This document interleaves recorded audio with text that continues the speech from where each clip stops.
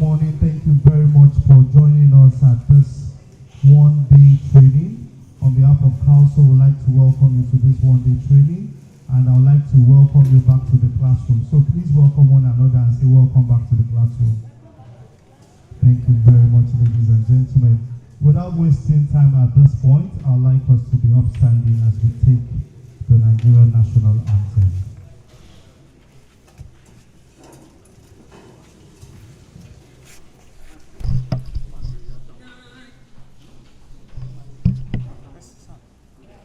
At the count of 2, 1, 2.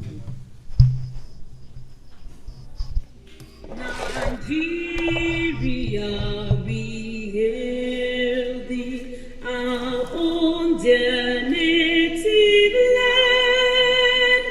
Though tribes of differ, in brotherhood we stand. Nigerians old and proud to serve a sovereign motherland. Thank you very much. We'll take the Cowlso anthem. Okoniwa, we are one, we are Cowlso, and we stand by our husbands. We are the mothers of the land. We will build with our hands a Lagos filled with greatness.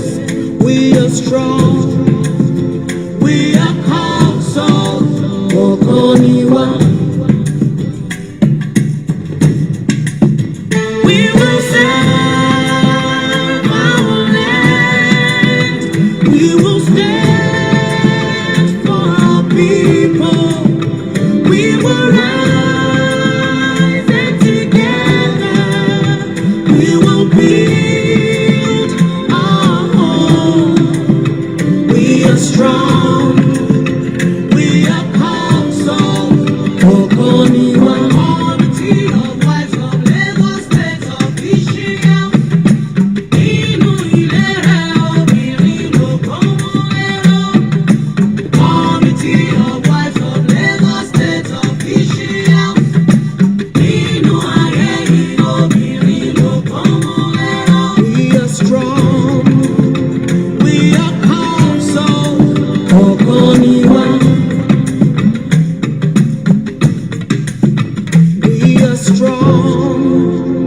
We are Cowlso, Okoniwa.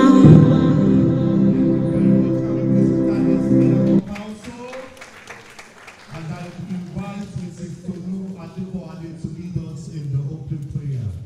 Mrs. Tolu Adeboale to lead us in the opening prayer.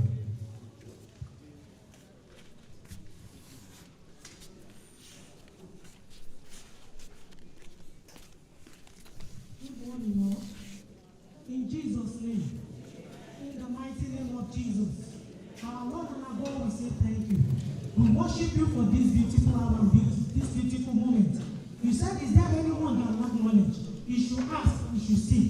Therefore, we are here, Lord, this morning to ask for more knowledge as women after the order of Jeremiah 31:22, that we are progress in our hope. Lord, give us a divine open heaven for clear understanding this morning in the name of God the Father, in the name of God the Son, and of the Holy Spirit. In Jesus' name we are praying with thanksgiving. Amen, amen, amen. In Jesus' name.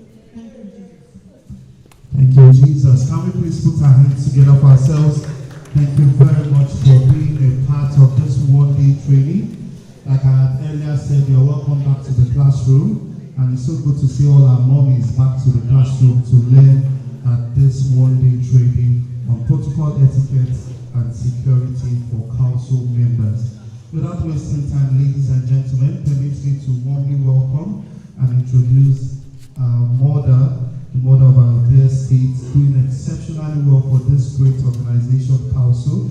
Please join me as I welcome the First Lady of Lagos State and, of course, the Chairman, Committee of Wives of Lagos State, officials council. Please put your hands together for Dr. Mrs. Jordana Ibijoke. Can we please give her the Lagos applause, please? Thank you very much, ladies and gentlemen. We'd also like to welcome all our esteemed guests and, of course, speakers at this one-day training. I have the pleasure of welcoming our very retired but not tired Permanent Secretary, Ministry of Women Affairs and Poverty Alleviation. Please give it up for Mrs. Oluyemi Panesonwo. Can we please put our hands together for her? She will be speaking to us very soon. I'd also like to welcome this morning a man who has, of course, been complimenting the effort of our governor in terms of security. Ladies and gentlemen, join me as I welcome our esteemed Commissioner of Police. Please give it up for CP Olorundare Jimo. Please celebrate him better, please. He's also here with his neighbor. Please give it up for Wiscott Jimo. She is the chairperson for the Police Officers' Wives Association.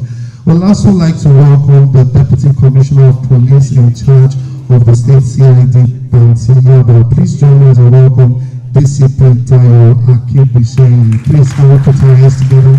And of course, we'd like to welcome his neighbor. Thank you very much for joining us, ma'am. We'd also like to welcome this morning our very esteemed facilitator. She is a successful businesswoman and, of course, a philanthropist. Please join me as I welcome Dame Maria Fatayi Williams. Can you please celebrate her, please?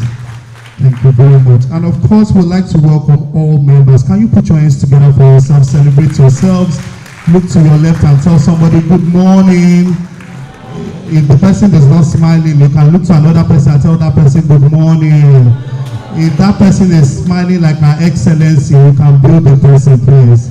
Thank you very much for being a part of this, of course, this one-day training. Ladies and gentlemen, without wasting time, I'd like to invite to welcome us to this beautiful training. Please join me as I welcome once again Her Excellency, the First Lady of Lagos State, and of course, the Chairman Committee of Wives of Lagos State officials. Please give it up for Dr. Mrs. Jordana Ibijoke as she welcomes us. We can please give her a resounding applause, keep clapping till she gets here. We can celebrate her better. Thank you very much. Keep it going, keep it going, keep it going, keep it going, keep it going till she gets here to address us. Thank you very much, ma'am. Thank you very much. We give God the glory for allowing us to see today. Thank you very much, Mr. Moderator. And it's a very beautiful day today. I'm so super excited that we're able to hold this training in our Cowlso retirement villa. It's been a long time that we've had something like this. I think the last time we had a training was in 2020. I want to acknowledge all the distinguished people on the high table. They have been welcomed on my behalf. Thank you very much for coming. If retirement looks like this, and I'm seeing two people that are retired, then there's hope. There's real hope, because if Anne-Marie, she's 70 plus, and she's looking this good, then what is wrong with all of you if you don't dress? Number honestly. And look at our retired PS, retired but not tired, you know, so retirement looks very good. And then, despite all the work that our Commissioner of Police and his team are doing in Lagos State, he's still looking so very young. A very big thank you to you, sir, and your team. I know it's a very busy day, so we're not going to take much of your time too. And thank you, madam, for coming. We appreciate you, and all my sisters and the Office of First Lady. My sister, Her Excellency, Mrs. Oluremi Hamzat, will soon be here. She has, given me a ring. She'll soon join us. I just want to tell you that the program and what we're going to do today is on your phones. We've gone paperless. I sent them since yesterday. If you look at the official Cowlso platform, we had it. It's attached with a logbook. So it's really back to school. And For some of us that are still old school, I've still gone ahead to tell them to do the paper copy just in case you still need that. But everything is actually on your phone. So we're going to have it in 2 batches. We're having the security lecture in this main hall, and then we're going to break up into 2 sessions. We'll have protocol 1 and etiquette 1. Protocol 1 will be here, etiquette 1 will be in the next classroom. And that is more of a practical session. And then we also have them switching over, etiquette 1 and protocol 1. So we're going to switch over again for time management too. That's what, and then it's more interesting. When next we meet, because it's actually a 3-day lecture, but this is the first one, and this is a tester because we haven't used this place in a long time. So we really want to be sure that it's comfortable, it's conducive, and if there's anything we need to tweak before the day 2 and day 3 lectures. So that's what this is about. So you're still going to have protocol, etiquette, and security, part 2, protocol, etiquette, and security, part 3. Those will be taken by other facilitators. You do have a logbook, so, and I did say that our facilitators should please do a pre-test, ask some questions before they give the lectures, and then give the lectures and do a post-test. Maybe they're just like 5 questions or 10 questions. You know, it's just for us to be sure that learning went through. After that, you'll have homework. We'll divide you into smaller groups just to further re-emphasize and reinforce the learning. So we really wanted small classes. Cowlso is made up of over 479 women, and all of them are going to go through this course.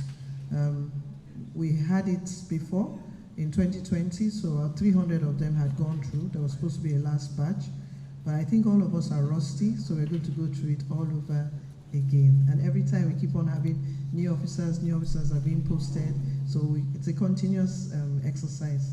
So that's why we're having this. So it's just part of the tradition. So once again, you're all welcome, and enjoy your lectures.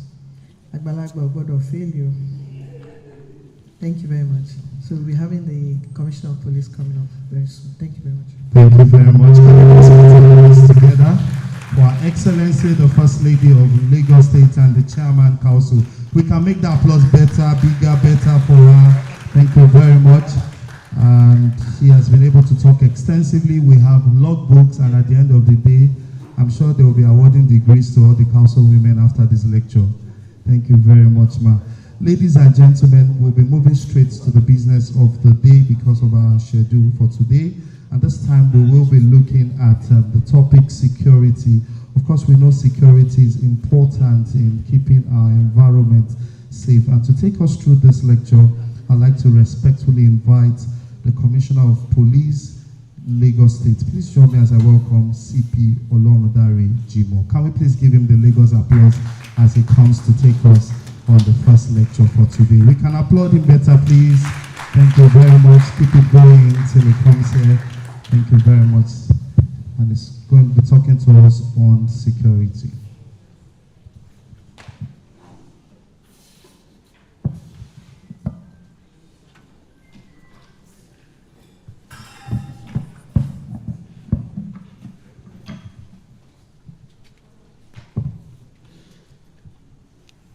Thank you so much, Your Excellency, Dr. Clidena Ibijoke Sanwo-Olu, the wife of our amiable governor, Mr. Governor of Lagos State, Mr. Babajide Sanwo-Olu. And thank you once again for all you've been doing for my command, the Lagos State Police Command. It is far-reaching, and it is the first in the country, like I said during the commission.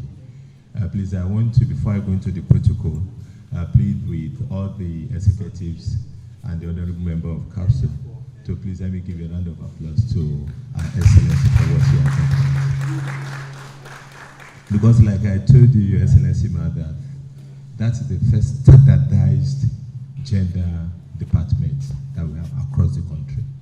The other commands are still relying on the traditional, what we call the colonial heritage that we met, but we've come to standardize it.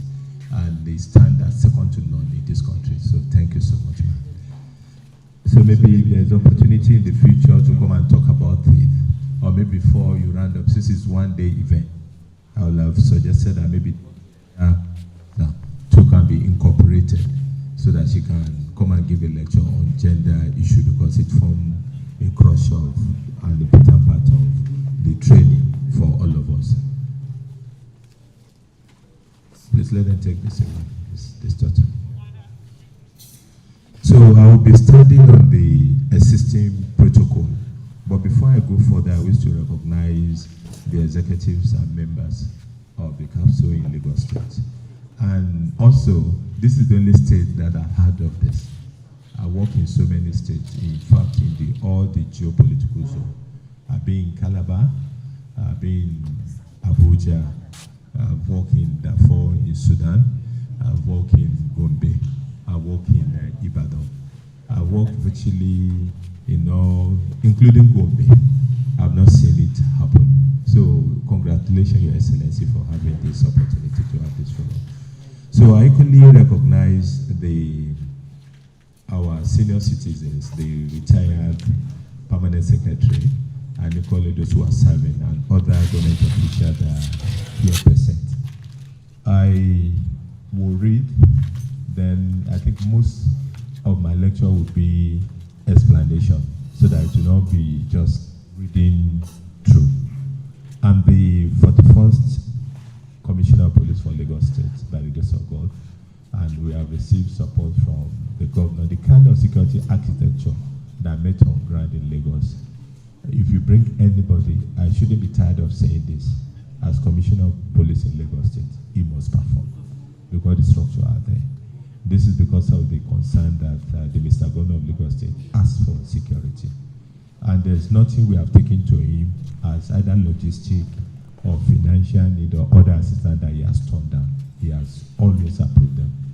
And like I said during the town hall meeting, that at no time has Mr. Governor interfered in any of our cases, either to stop an arrest or arrest somebody. So, and the same thing with the First Lady of Lagos State.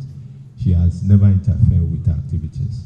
I think the kudos goes to Mr. Governor and our Excellency too. Thank you so much, ma'am. So I will start by saying it gives me a tremendous pleasure and profound privilege to be here in the midst of the Committee of Wives of Lagos State officials to make this presentation on personal safety, situational awareness, and best practices in security management as a partner care for protocol, etiquette, and security for Lagos State public office holders and their spouses. This presentation cannot come at a most auspicious period than this time, when there's a level of insecurity which is a burning issue in some parts of Nigeria. This presentation shall start with preamble as to introduce and define and give definition of terms and other area of interest. I think for the purpose of emphasis, the only definition I will give because of time is that of protocol, etiquette, and protective measure, so that we get what you mean by protocol. A protocol refers to the established rule, procedures, and formalities that guide interaction between governments, public institutions, and high-ranking officials. It includes order of precedence, official greetings, title, sitting arrangement, flag usage, and ceremonial conduct. Protocol ensures dignity, respect, and mutual recognition in formal engagement. So this is to summarize that protocols are laid down already, and we have to look at them. Even though we know them, we still have to look at them on. If, for example, you have a traveling arrangement or you have a function to attend, it is expected that your protocol officers will have gone ahead of you to check what is happening. And equally, your security officer will have done a recce.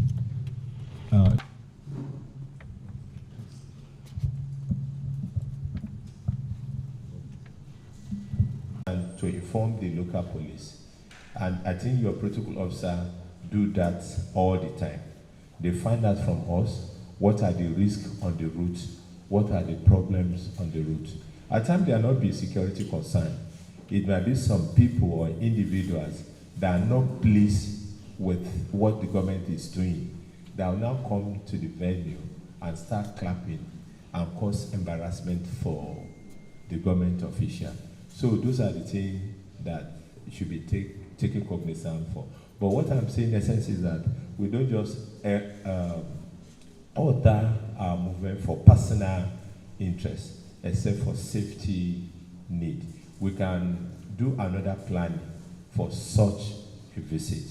So, and even at times, there are times we go on private visit without much security following us. But even at that, we shouldn't trust anybody, even if it's family member. We should still watch our back and ensure that about what may possibly we can probe down the number and ensure those we trust are the one that followed us. So that's about protocol. So, but when you talk of etiquette, etiquette is official etiquette in the sense that it's an official practice.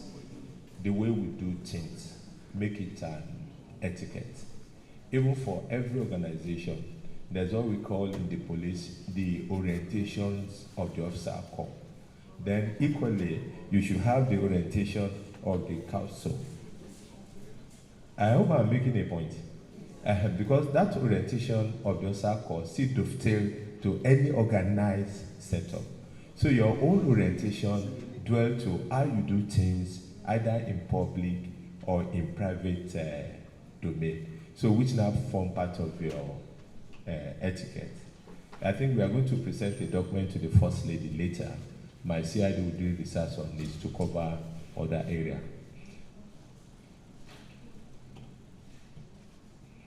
So to go further, official etiquette is the expected standard of personal behavior, communication, and appearance in professional and public environment. It covers courtesy, respective language, punctuality, dress code, body language, and appropriate interaction with the superiors, the colleagues, and the general public. Etiquette refers to professionalism and institutional values.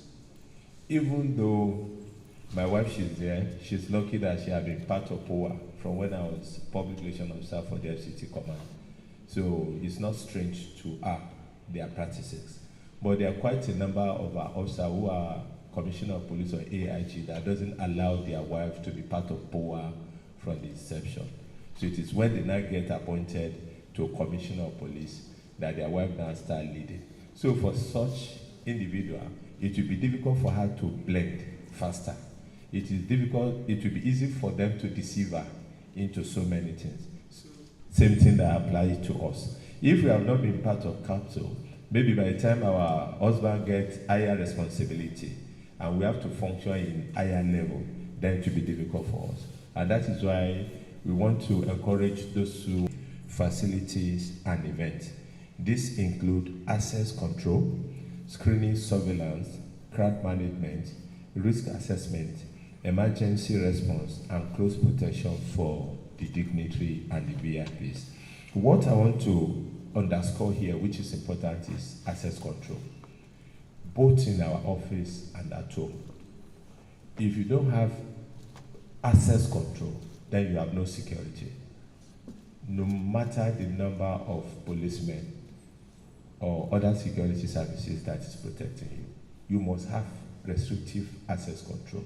That's to say the rifle and level of against him. So the first one, the bullet hit him and he survived. The second one to the ADC, like an ADC, before he could sight the person raising up the rifle, he pushed the president away and now stood in the point of the target, because the target must get somebody. So it's the ADC that took all the weapon. So at times when you want to move, it's not too good for people to predict you.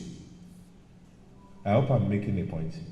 to predict how you can move. Because people that give out information about you are close there, either unknowingly or knowingly.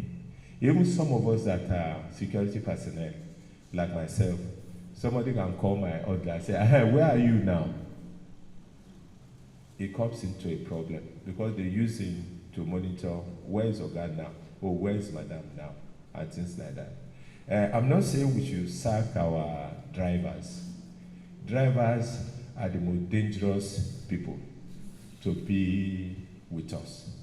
Aside from the sense of entitlement, even if Madam calls you and you go to see Madam, Madam gave you some welfare, which is meant for some certain group of people that are working under you.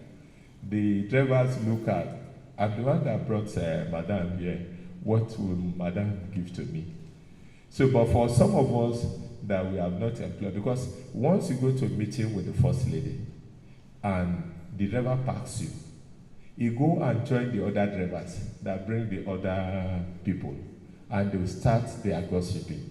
So that means we have to limit our relationship with the driver to strictly their duty and responsibility.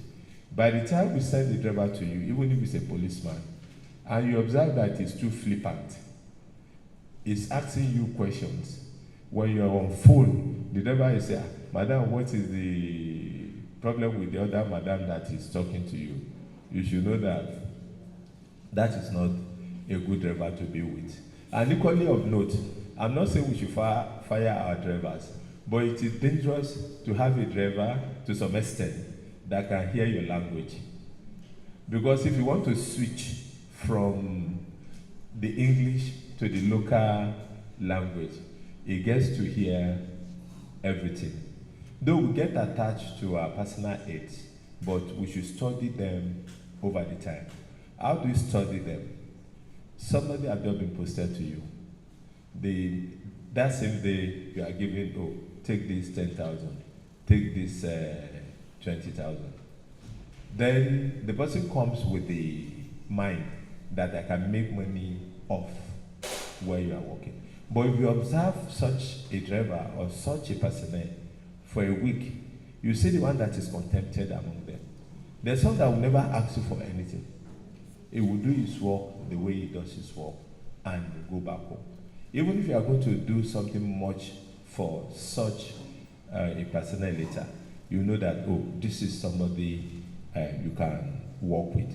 So, but for access control, you must make your access control very strict. If you don't have strict access control, you don't have security. Because at every point in time, anybody can get close to you. And that is why I cited the example of former late President of the United States. There is only those who get close to the principal that are able to take them out.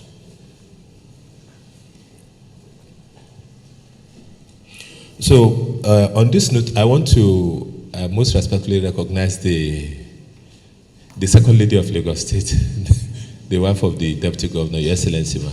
You are most welcome, ma. Yes, ma. Thank you, ma.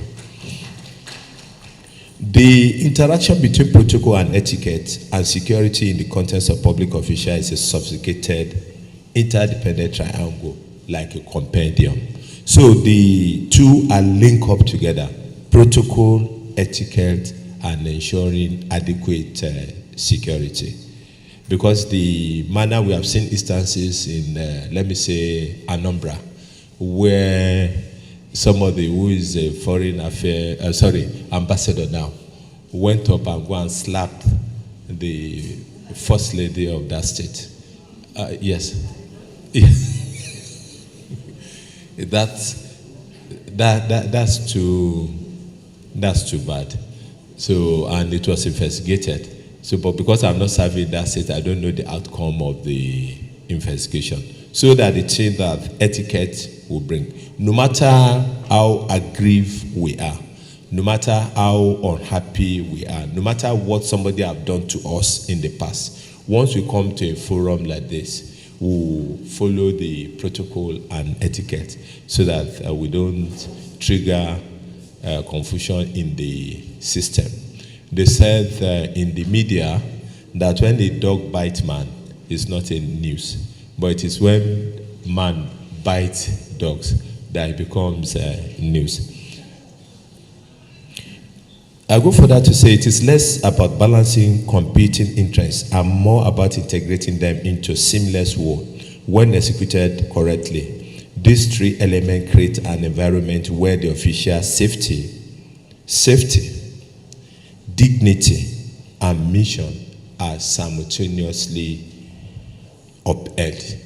I'll take it again. Safety is very crucial, and the dignity of us too as a VIP is very, very crucial. Then the mission of all the responsibility that we have to carry out on behalf of our office and the state should equally be done properly. Some of us that are youth corps, I was a youth corps member in Abuja when Baba Abacha was the head of state, and to our knowledge, and I was staying in Abacha Barracks in Marine Officer Quarters, we discovered that everything that is in Abacha office is in Madam Miriam Abacha's office at that point in time. So, can we say etiquette is not violated or protocol is not virtually everything you find there but it's a different ball game. For that point in time, I think it is what is obtainable. But I think this is democracy because she did a lot for the Nigerian women across the country. So also the late Miriam Babangida during their time. So I won't waste time to discuss about the Special Protection Unit. The Special Protection Unit, if you can have the slide, are those with blue beret. They have been trained outside the country or within the country to provide close protection to the VIPs and the principals. So, and I think this withdrawal will still be looked at in the future to ensure that they are allowed to perform their duty. I don't know, camera, please don't record me on this.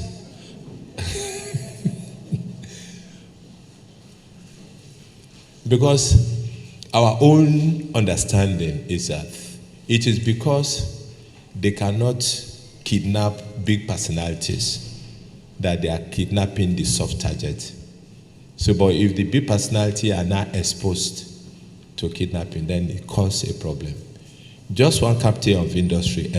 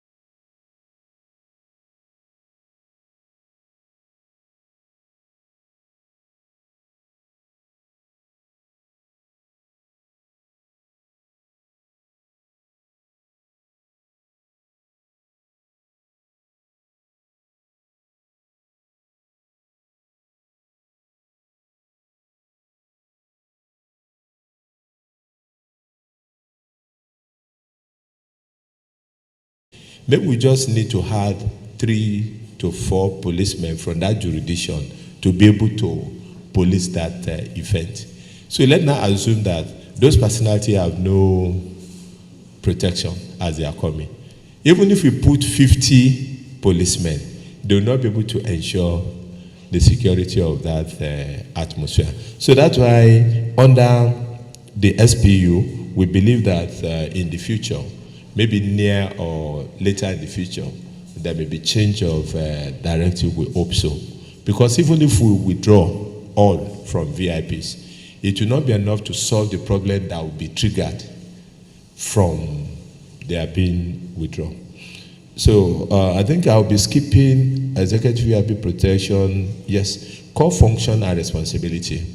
When you talk of core functions, I'll talk about the unit operate multifaceted, focusing on 3 primary assignments, which is executive VIP protection, providing 24/7 service to the president, the vice president, the governor, the state governor, the visiting foreign dignitary, and other designated very important person VIP. I think on that here, if our excellency permit, I want to dwell on something. When we talk about the tinted glass, it's only the president, the vice president, and their wives, the governor and deputy governor with their wives, that are entitled to have tinted glasses under the Tinted Glass Permit Act, because it's an act of National Assembly. But the proviso in the act is that on security grant or health grant, the Inspector General of Police can grant permit. Security grant in the sense that if somebody is on the threat of being kidnapped or being harmed, he can apply based on that security reason for the vehicle to be tinted, and it should only be for that period of time. They should be reassessed and tinted glass permit should be issued. And health grant, if you have a certificate that if your skin is exposed to sun ray, you might get cancer or worsen your health condition, you can apply to the IGP for permit. But what the standard said, all of us are aware that even across the world, they have vehicular specification. That is why you see the American specs, then you have the European specs. And some of us that are Nigerian taking use of those vehicles equally should have our own specification. In the specification of vehicle in Nigeria, if you are going to import any vehicle into this country, you have 3 to 6 months to let it conform with the specification of this country. But Nigeria, for who we are, we keep on pressurizing the IG to give permit to everybody to use tinted glass. And that is why in some states, when people are kidnapped, are exposed to threat, and they are in tinted glass, nobody knows what goes on. They take them away. So those are the category of people that are entitled to tinted glasses. I think I'm going to skip a lot of. Let me go to risk faced by public officials and their spouses. Can we go to that? Okay.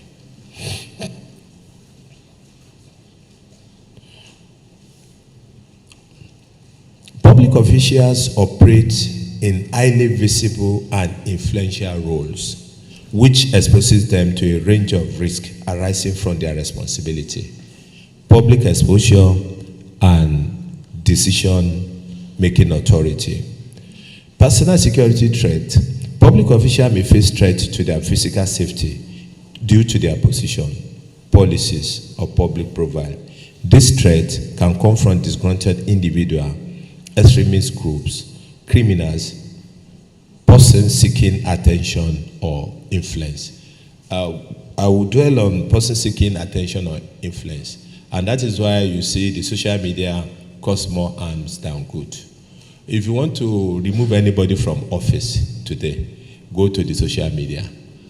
By the time the outcry is rolling around the country, people will start asking questions because people are most of the time gullible of the information. Nobody wants to fact check what has happened to know it. So, and as public officials and as wives in Cowlso, we have to be mindful of that. WhatsApp call, they said, is a little bit safe, but it's not entirely safe. There are a lot of applications now that if you call somebody on WhatsApp, you can just open the link of that application and record virtually everything that you are discussing, even with the video, even unknowingly to you. So I think most of our communication should be interpersonal mostly. Yeah, if it's so important, you can create time off to visit the person and discuss with the person on what you want. Or virtually, you can use the phone of your PA or SA to do the communication if it's extremely urgent that you communicate with the person. And that is why it is important that most of the dignitary, your PA, your oddly, should have their number, so that where there's issue, because we used to say in the police that if you're arresting a big man and you've not arrested the drivers, you've not arrested the oddly, you've not arrested the man, even if the man is in your custody, because the oddly and driver know where the man visited. I used to visit. So before you know, say, they don't catch your guy. So, so I'll give you two instances. One is current and one was in the past. I was in Anambra. I didn't mention that I served in Anambra. I served in Anambra State. As at the time, the former governor of Anambra, they were facing trial now in Gige with Chris Uba, were having their problem. Because Chris Uba said I hope the camera is not recording me. Okay. Chris Uba said if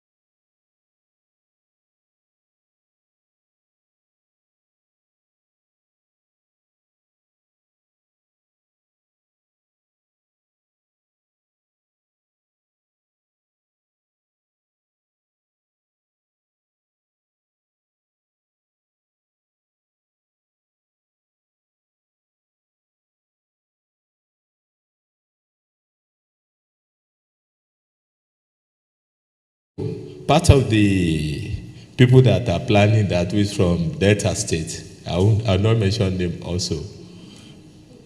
We are expecting that, go and call all the media. We'll take over the. So, before they say, hey, the man enter. Say, it's on television. The man is here, the man is here. So, I'm just showing you what it takes to have alternative means of communicating. And if possible, you should have lines that people don't know that belongs to you. If you have 2 lines, have a very separate line that maybe is only the first lady that you use that line to call. I hope you get me on that. That's why I say I'll be fine now. The other reasons are those things we know. We talk of public exposure, we talk about that, political and social tension, we talk about that. Information and communication risk. I think I've mentioned all the risks that inform in communication also under here. Then reputational and image risk also. So, because what can happen to you can impact on the image of your husband that is holding the office. So we should know that if you are protecting how you talk, what you do, and things like that, you are protecting the office for your husband. Because if they cannot get the man in anything, once they get you, it thwarts everything that the man is doing. Traveling and movement risk. Official travel, especially to unfamiliar and high-risk locations, exposes official to logistic uncertainty, environmental hazard, and security gap if movements are predictable and poorly coordinated. And that is why I said in the beginning that you should make it that people shouldn't predict you. They shouldn't predict you. Going to function early is good, but at times alternate where people expected you to come out. Alternate, but if you are alternating, if you are not going to be there on time, then your deputy will have arrived there on time, so that she or she can see what is on ground before you come. Then insider and administrative risk. Risk can also arise internally through negligence, lack of professionalism, and deliberate misconduct by aides, staff, or associates with access to offices, schedules, or misinformation. Don't be at the mercy of anybody among your aides. If there's something you are training them on, look for like 2 or 3 to be quite familiar with those kind of issues. So that if by peradventure, because in Nigeria, we run a welfare kind of even institutional behavior. Somebody can come to the office late as a secretary and can tell you, madam, your daughter is sick, that's why I'm late. You are not the one that gave birth to the daughter. If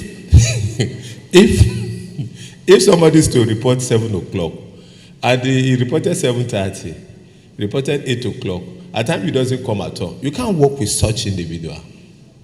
You tell the person to leave. But after you have done your background check, because most of the problem is from these aides. Don't take personal aides or housemates or people that work with you closely from these people that say they are outsourcing agency. It can be very risky because they don't have the profiles of these individuals. But where you have employed one, you can send them to us for us to profile them. We take their fingerprint, we take their biodata, we take everything and store it in our bank so that if there's anything that happens. Though getting people that work with us from family too can be very dangerous. But it may be dangerous not on our safety, but on financial demands every time. And when they commit any infraction, we may not be able to say, okay, police come and arrest this person. you hear a lot of story. And some of them will even lie and say you have done this and that. That's not appropriate. But it's important that you get them from even family source. Get me somebody. And virtually all of us, people who are working with us, we train them. We send them to school. We send them to university. We send them. So, but if you do it internally, it will still seem as we are providing empowerment for the people who are around us. But that does not mean we should go to bed. Equally, we observe them and know the role that we are going to give them. Because quite a number of them, even if, I'm sorry to use this example, ma, if the first lady is not happy with any of the member and he expresses it before the aides and go down, Madam is not happy with you. Some of them, yes, some of them can do that. And the way we are trained as police, we are trained that as he's seated, if they're asking something about me from the first secretary from him, he would never let me know. He will just keep it strictly. That's the way it is. Except those things that are not positive. That say, oh God, they're asking that they want to give you so and so and so thing. So when you look at your aides, you look at those that fix in. Even if they are employed for different duty, you cannot look at what they are capable of doing and put them in that proper perspective. So, but when you do outsourcing and they bring people that you don't even know to you, we know we are all prayer people, but it still underscore the fact that we may not, if we don't do background check, we may not have it the way it should be. Number 8, psychological and emotional pressure. Constant scrutiny, high expectation, and security concern can lead to stress. Sorry, ma'am. Constant scrutiny, high expectation, security concern can lead to stress, fatigue, and reduced alertness, which may indirectly increase vulnerability. When you have people that are not rampant in a round hole around you, you keep on lamenting on daily basis. And your lamentation will not solve the problem. It will cause emotional trauma for you, and it will make you to be less effective, productive in what you are doing. It may not even allow you to help your husband to achieve the goal that is to achieve. If he's engaged in a lot of trauma with the boss and is unhappy, it is expected that when he comes home, you look at, darling, what is the problem? But if you are now engaged with your own problem too, so how do you solve the man's problem or provide an answer that will be better off? You know, there's this saying that even if a man is older, maybe people of the same age grade, maybe let's say 55, marrying somebody of 45, the woman who is 45 is much more intelligent than the woman of 55. That's the truth. That's the truth. So most of what the man will not be able to look critically at, you have seen it before he even present it to you. So and those are the area you have to make a supportive assistant to your husband to make him to perform better. Because if you perform better, you too, you are performing better. There's some officers that we used to call that they are, we use one, the word just skipped me, we use one word for them. Those kind of officer, they come to the office angry, they close extremely very late. Everything you go to them is always no, get out of my office.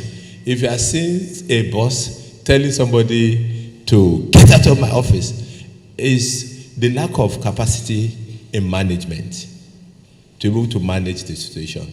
And it can stem from the domestic issue, not necessarily violent, that is having at home, which is work. Some of them are tagged to be kolo. This officer don't kolo. And that will not have a positive impact in his work. Because even among his colleagues, he will be found wanting. He's always the one that when he gets to the venues, when he'll be looking for all the reports to get together, he will get him completely disorganized from his duty. So those are the things that we should, the way we manage our own, what they call it, aids, can affect the way our husbands carry out their duty and responsibility. Even at times, our aids can even be better off than those that are being kept by our husband. There can be instances that it's okay, can I transfer this person to my office a little bit and give that your senior the space. So after some time, that annoyance will go down. But if you allow her to say something to you around that point in time, you can't expect any senior person to withdraw what she has said. But that impression will be in your mind. And that impression of what she has said to will be in her mind. So and every time she see you, she want to justify what she has said about you. And anything that you do will not fall in line with, that's what I mean by assumption. And if you are going to recommend people, ensure that anybody you are going to recommend to the First Lady should be somebody that you have run the check, that you have verified the capacity and everything. Don't recommend on sentiment, because the person is your junior sister, the person is from the same village with you, the person is your husband's relative and things like that. Because once you do one recommendation, and that recommendation cannot perform, you can't recommend anything again. Yes. Because by the time you raise up your hand, excuse me, ma, you say, no, please wait. That if she likes you. But if she doesn't like you, she'll just keep quiet and be looking at you. Say, okay, please, you can have your seat. So we have I think we should go through this. Then I'll quickly go to, this is important, and I'm going to discuss this with you. Because outside our official responsibility as council, we have our homes, and we move on the street, and we have relatives. So I'll go to crime prevention, control, and management. Crime prevention, I'll go first. How do we are saving our homes, but the moment we move into the street, we become unsafe. Why? For every human being, we have our instincts that God has created with us.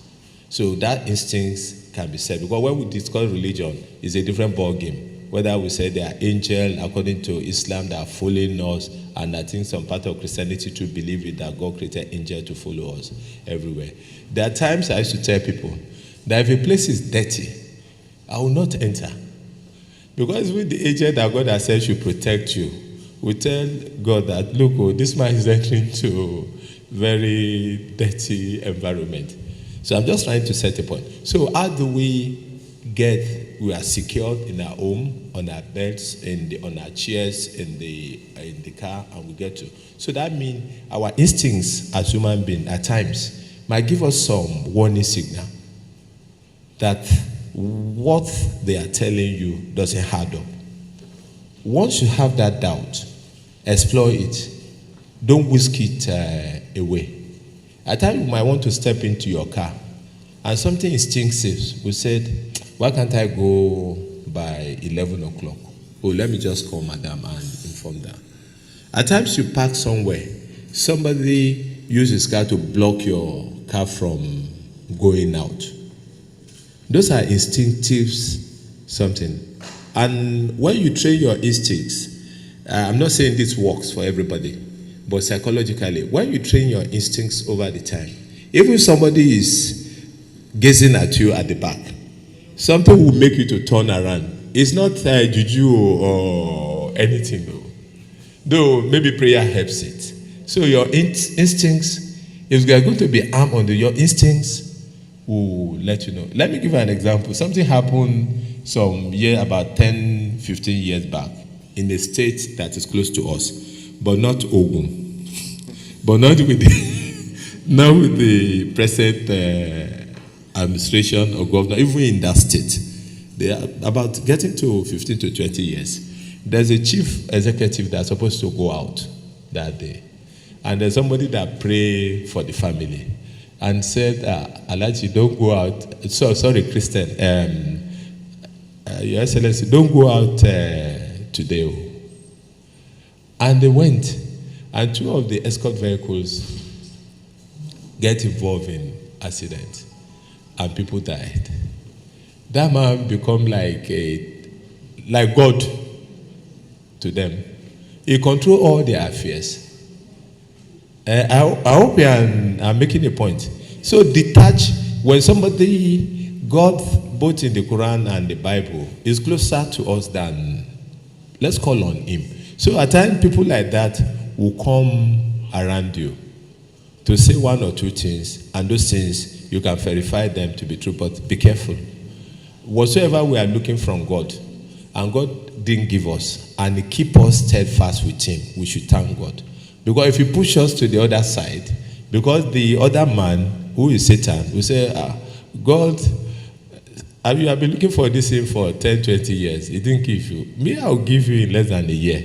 So it becomes a problem.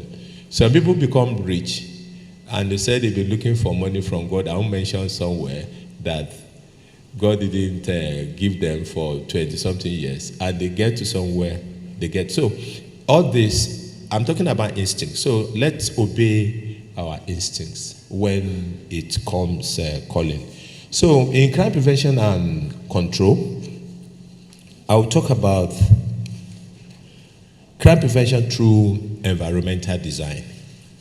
Yes, this is a very perfect example of crime prevention through environmental design, because more windows, like we are in this hall. If only here, this wall that is blocked, all the other side we can see outside. So let's now assume that I forget my phone on the table there, and we all left. Anybody that is going to steal that phone will have so many places to look at. It will be looking here, it will be looking that place, it will be looking all the exits. Because by the time I'll come back asking for my phone, they say, oh, it's only one man that came out of this place. So for modern design of our environment, there should be more space, more windows. If you now put blind in all this window, you have made it easy for anybody to come and commit crime within that office space. Even in your offices, before somebody will come and attack you, because like I said earlier on, those who attack VIPs are those that are close to them. Some people can just be found dead in their bedroom, or some people found dead behind their chair and things like that. So, but if the offices are open, for that period in time that you are there, you are protected. And as you step out, everything that is there is protected. And more light. If you have more light in this office, in this hall now, before anybody will approach the place, then it will take more energy than even posting 2 policemen with firearms.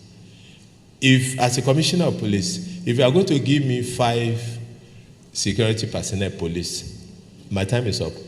Okay. Security personnel, maybe I'll beg Your Excellency to give me 5 more minutes so that I can run this crime prevention. So if you are giving me 5 people to observe, they are better than 2 armed police personnel, because observations will always be there. So equally on crime prevention and control is we should know where help can come from. I talk about in my write-up wall love versus open space, where the fences are high. The moment somebody gain access into their premises, some people will say that robbers came to their house. They were even asking for egusi. They are asking for ewedu. They are asking for, because everywhere is walled up. Your neighbor cannot even know what is happening to you. But if the environment is not walled up, you put actually wire, which barbed wire is better than the electric one that we are doing nowadays. Because the electric one, by the time they hold the 2 edge with a glove and cut it off, they will enter. But if you have the barbed wire, it will be difficult. And if you are planting flowers behind your fence, plant those ones with tongues. the best form of security is surprise. So then when we talk of more light, I've discussed that. Then I talk about broken window theory. We can also Google this because I didn't write anything under it. When we say broken window theory, yes, for example, you know all these windows are not broken the same day. This one must have gotten broken first because you know the hinges is falling off. So because it's not attended to, you see another one here broken. You see another here broken. This one is virtually gone, only one remaining. This one still remains two. What does it tell us? It tells us that, this is a typical example. It tells us that if there's a fourth, okay, let me finish the narration. So now if this house is a separate house and the windows are broken, the children in the neighborhood will start breaking the other window in the same building. Maybe the other side is not broken. That's what we call by the window broken theory. Because one or two windows is broken and it's not fixed, the children will assume that all the windows there should be broken. But that is the literary meaning. Window broken theory tells us that if it is a lock that is having a fault in your house, don't leave it for another day. As you are detecting it, you are fixing it. I hope I'm making a point. Don't leave it for the 8th. So at times, you can even use it as a form of exercise to walk around your premises before you now go to bed. Maybe the person that says, Junior, ensure that that door is locked. And every day you have been locking it properly. One day, you will just turn the something and you discover that it's not locked. If I'm permitted to, even the issue that led to the Civil War, so many people didn't know why, don't record me on this, why Aguiyi was able to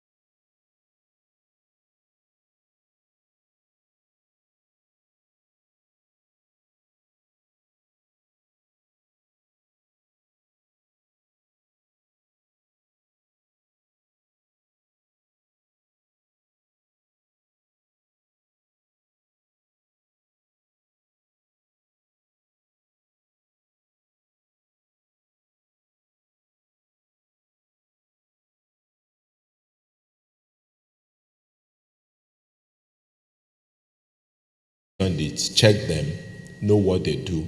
Even take particular attention to their family. Not that you should be taking money to their family. Are you married? What is, because any one of them that is having problem at home, it will translate to the performance in the office. And at different time, maybe when they get to you, they are just constable.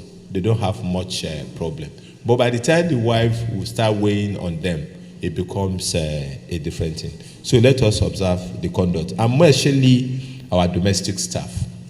Let it be those we trusted that will know where our jewelries and everything is. And even at that, we can keep our jewelry safe in our house without anybody knowing where we keep it. If the woman or the man is coming to you, oh, please go and wait for me. And you tidy up everything you are tidying up. Even if they give you a gift of money or anything, where you keep the one that is much should not be where you expose. Maybe you just keep like 20,000, 50,000, 100,000 somewhere else. So if he's going to steal money, he will go to that area where he has been seeing money, not to the other side. So lastly, we talk of early warning signal of crime. So most of the crimes, people who commit crime mostly don't prepare for it. Some of them are opportunistic crime. Because if you talk of black spots,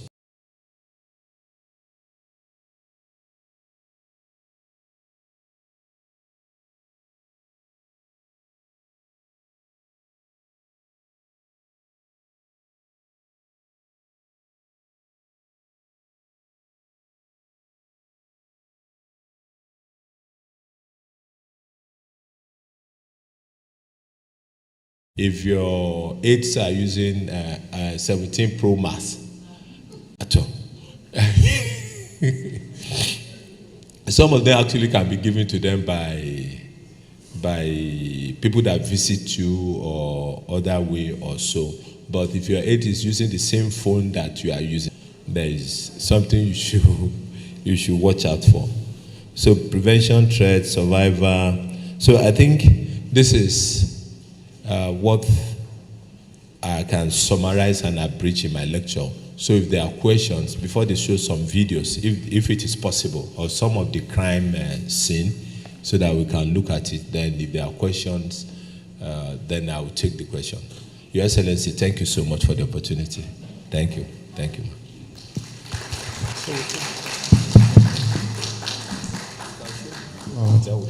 Can we please put our hands together for the Commissioner of Police, CP Olorundare Jimoh? We can make that clap better, please. It's been an insightful and, of course, an engaging session.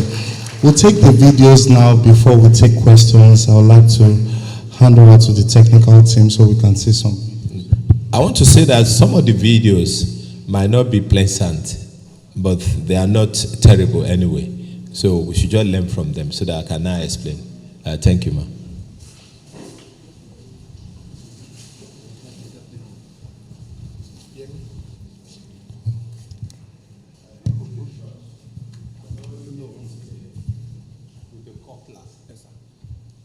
That's a church. Somebody came in with a cutlass. So if there are proper access control, such will not happen in the church.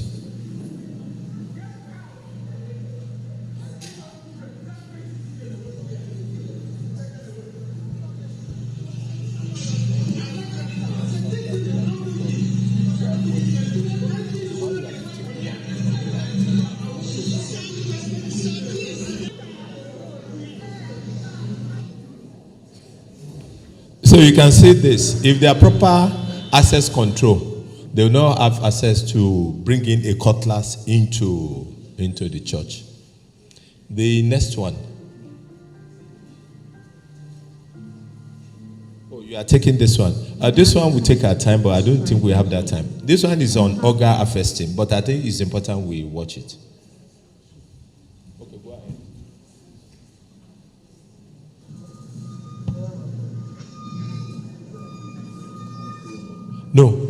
No, let's go back to the Oga harvesting. I think it's important for us parents to. Of Mararaba, a Muslim satellite town that stretches into Nigeria's federal capital territory. Mararaba sparks the density of street vendors, vehicles, and motorcycles that provide a mixed recipe of chaos, low life, and vigor.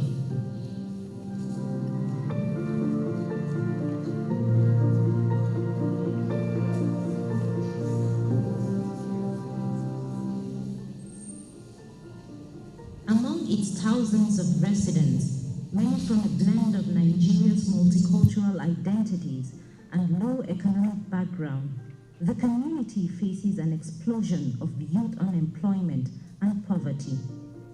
These factors are driving a shadow economy of kidney trade.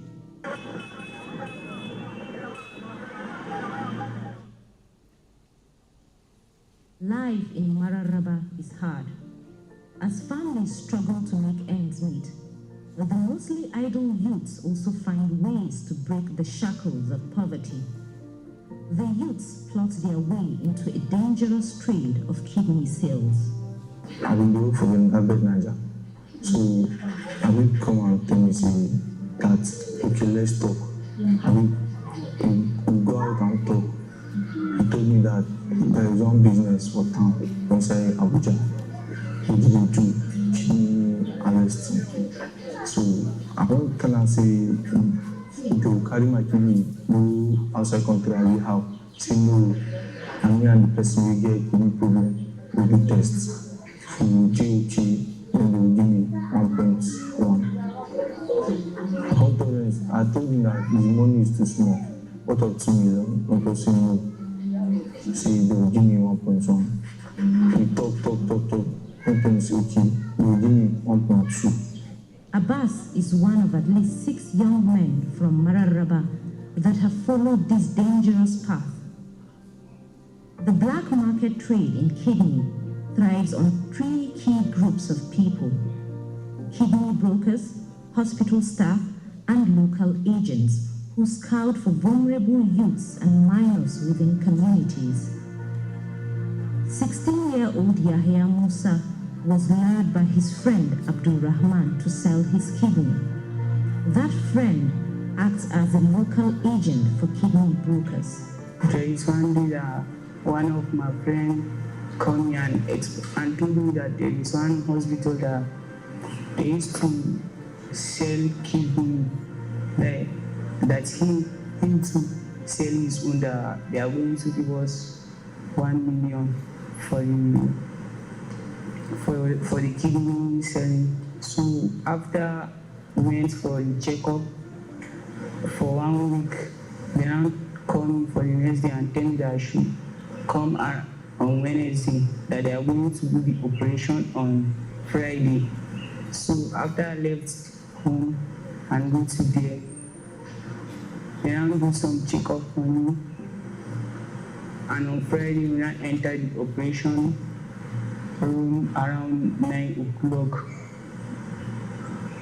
They now did the operation for me. So after they do it finish, they now give me 1 million. And one of the agents that took me to there took 20,000. And the boy that took me to there took 100,000. So the remaining money that they give to me, it was 780,000. Yahaya is not alone. Adebayo Oluwatobi is another minor who was lured in February 2023 by his friend, also an agent, to sell his kidney.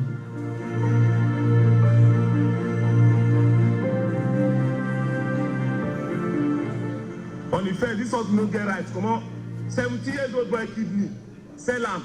Come on, 70 years old boy kidney, sell am for this hospital. Just hold it.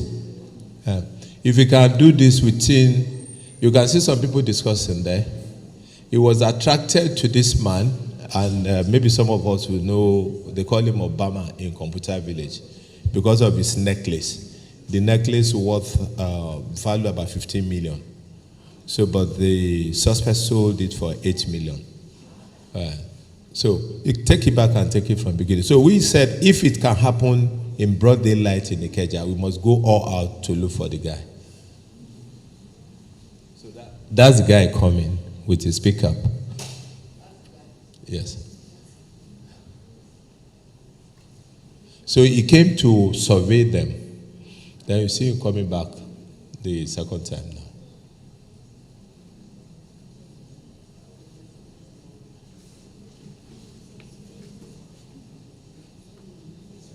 I think you can see him now.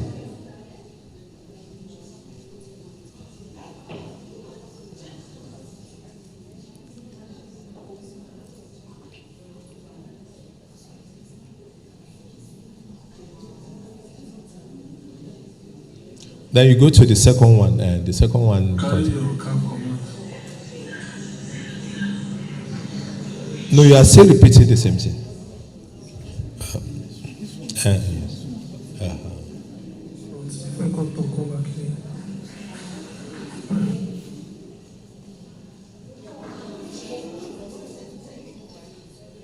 So at that point, he has shot and climbed the bike and escaped.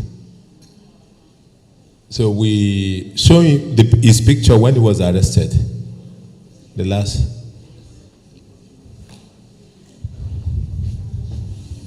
You see him in the. He was not wearing clothes. No. No, go back. You just see him. We tag him with the.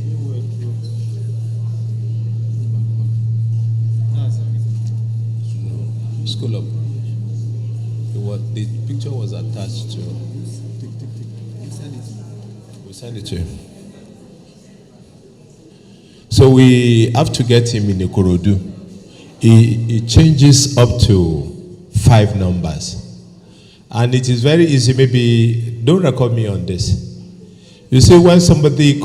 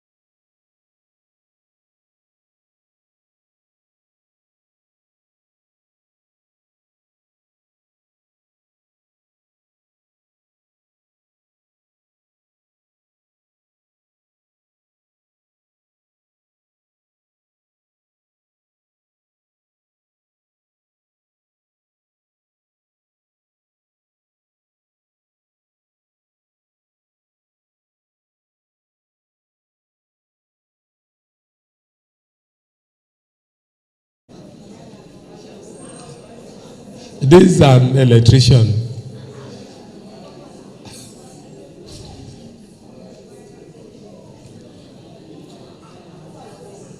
So,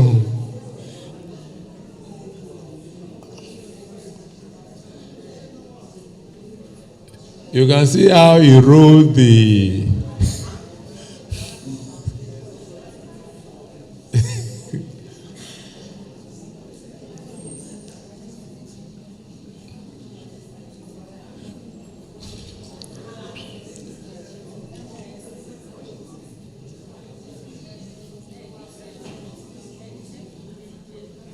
No, there's one. Let me bring my phone. There's no time. There's one just.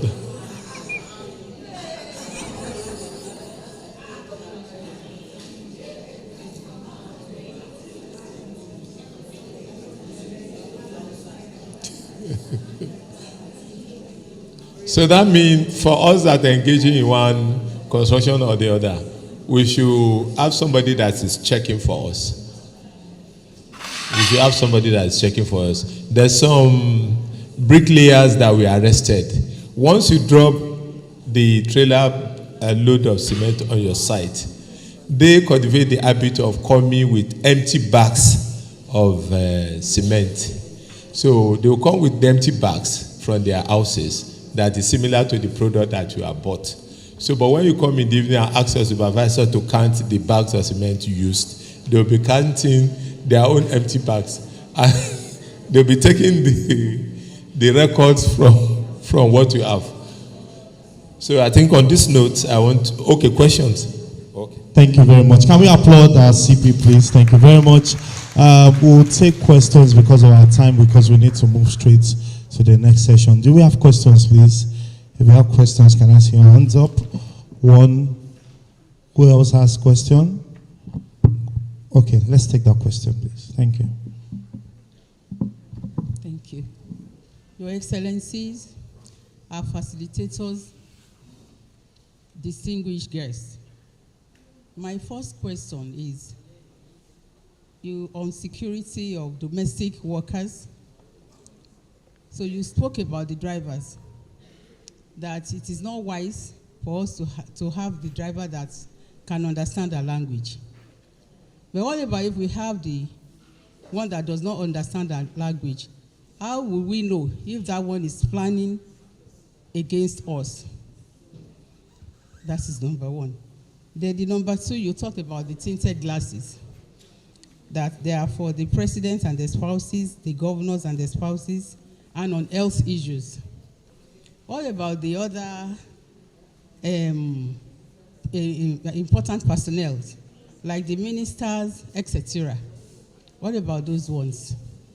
Thank you. My name is Adirunke Solomon. Thank you. Thank you very much, Cowlso. ma'am. Do we have any other question? Okay. Do we have any other? Okay. So I would invite you, sir, to respond to that question, sir. Thank you, ma'am. Let me start from the last.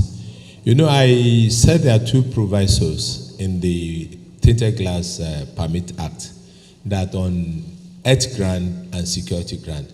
So those other VIPs are on security grant, that they should not be exposed to any attack.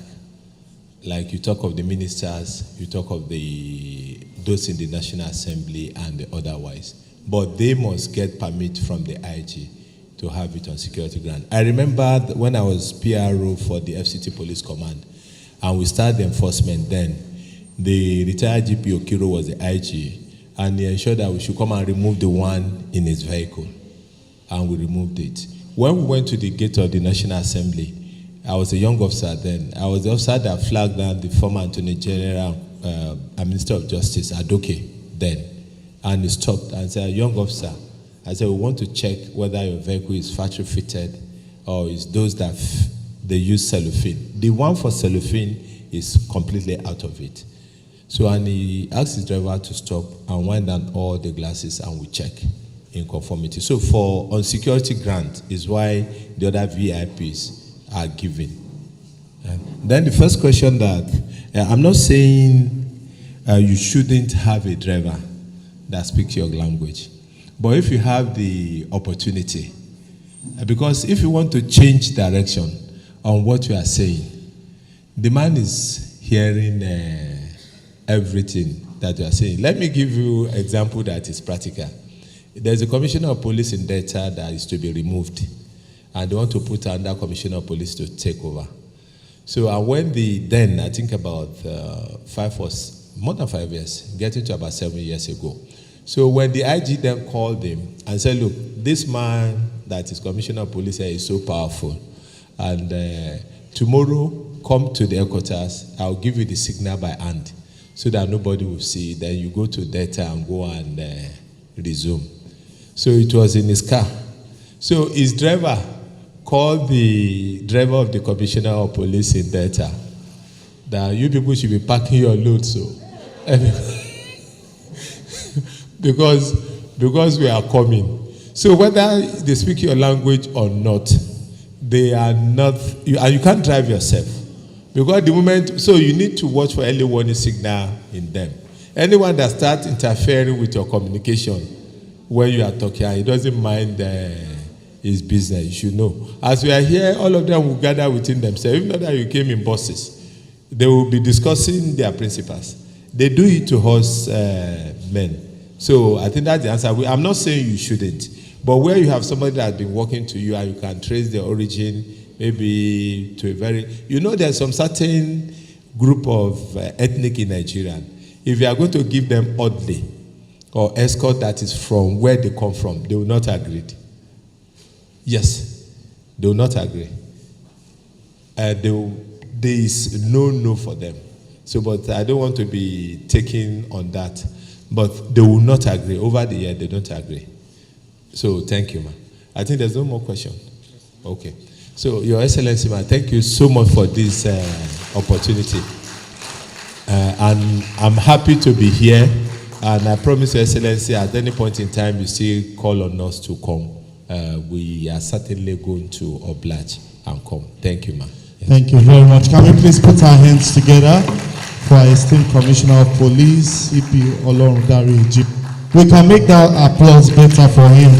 It's been quite insightful and engaging, and we appreciate him for being our first facilitator at this one-day training.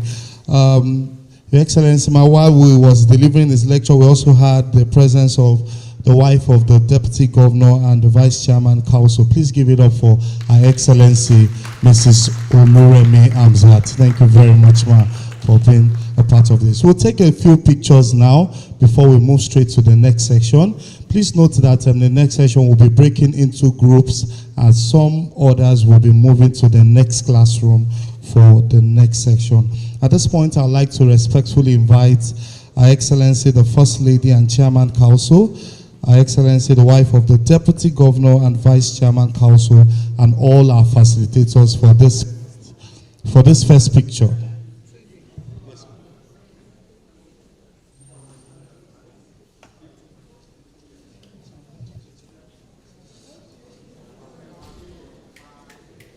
So please, let's put our hands together for Her Excellency, the First Lady, the wife of the Deputy Governor, and of course, all our facilitators for this one-day training.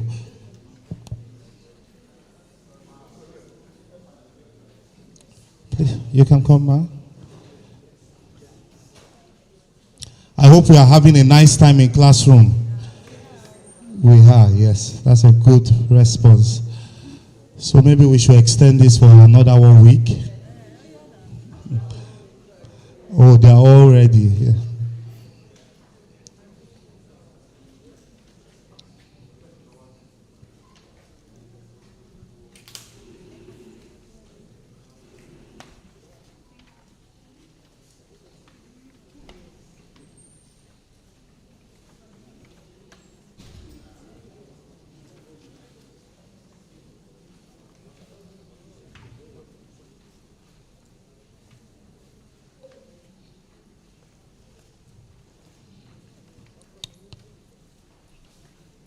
Thank you very much. Can we please put our heads together for our facilitators?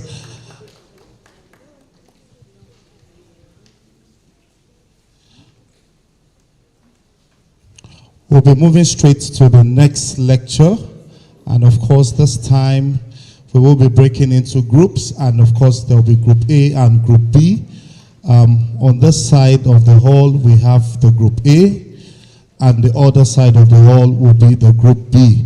So, with the kind permission of Our Excellency, I would like to request that Group B please be upstanding as we move to the next hall, where the class for the egg tickets, after you will come back for the next lecture.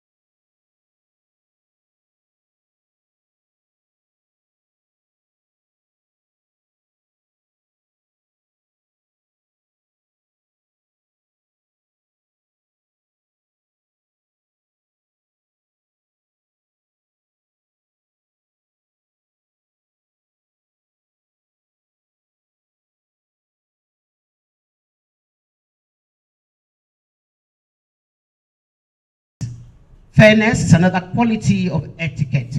To be fair to your staff, to your people, to those working around you, and to those who are with you. Fairness, even in your club, in your societies, in your church, whatever, or mosque groups, you must be fair in whatever you do so that you are actually respected and loved. And they will say, oh yes, that woman is really fine. She has finesse, she has dignity, and she has poise. Sincerity and good humor help your poise and helps you through trying situations. Because when people are sincere, there's good humor, you can pull through anything. Element of good manners and poise. This puts paid to violence. If you have self-control, you won't go arguing violently or, eating ravenously and doing things that are not supposed to be done, being boisterous, shouting at people, shouting down at people, and making them feel uncomfortable, and making overt criticisms and whatever. Because you have self-control. You want to be angry, but you say, you count 1, 2, 3, and you hold your breath, and you rise up to it, and you rise up on what you call a dignified pose, and you hold your head high, and you stand erect. That is self-control and good etiquette. Also dovetails into self-respect, which is a maintenance of good manners, charm. Etiquette is not meant to take the place of your intelligence, though, so do not overdo.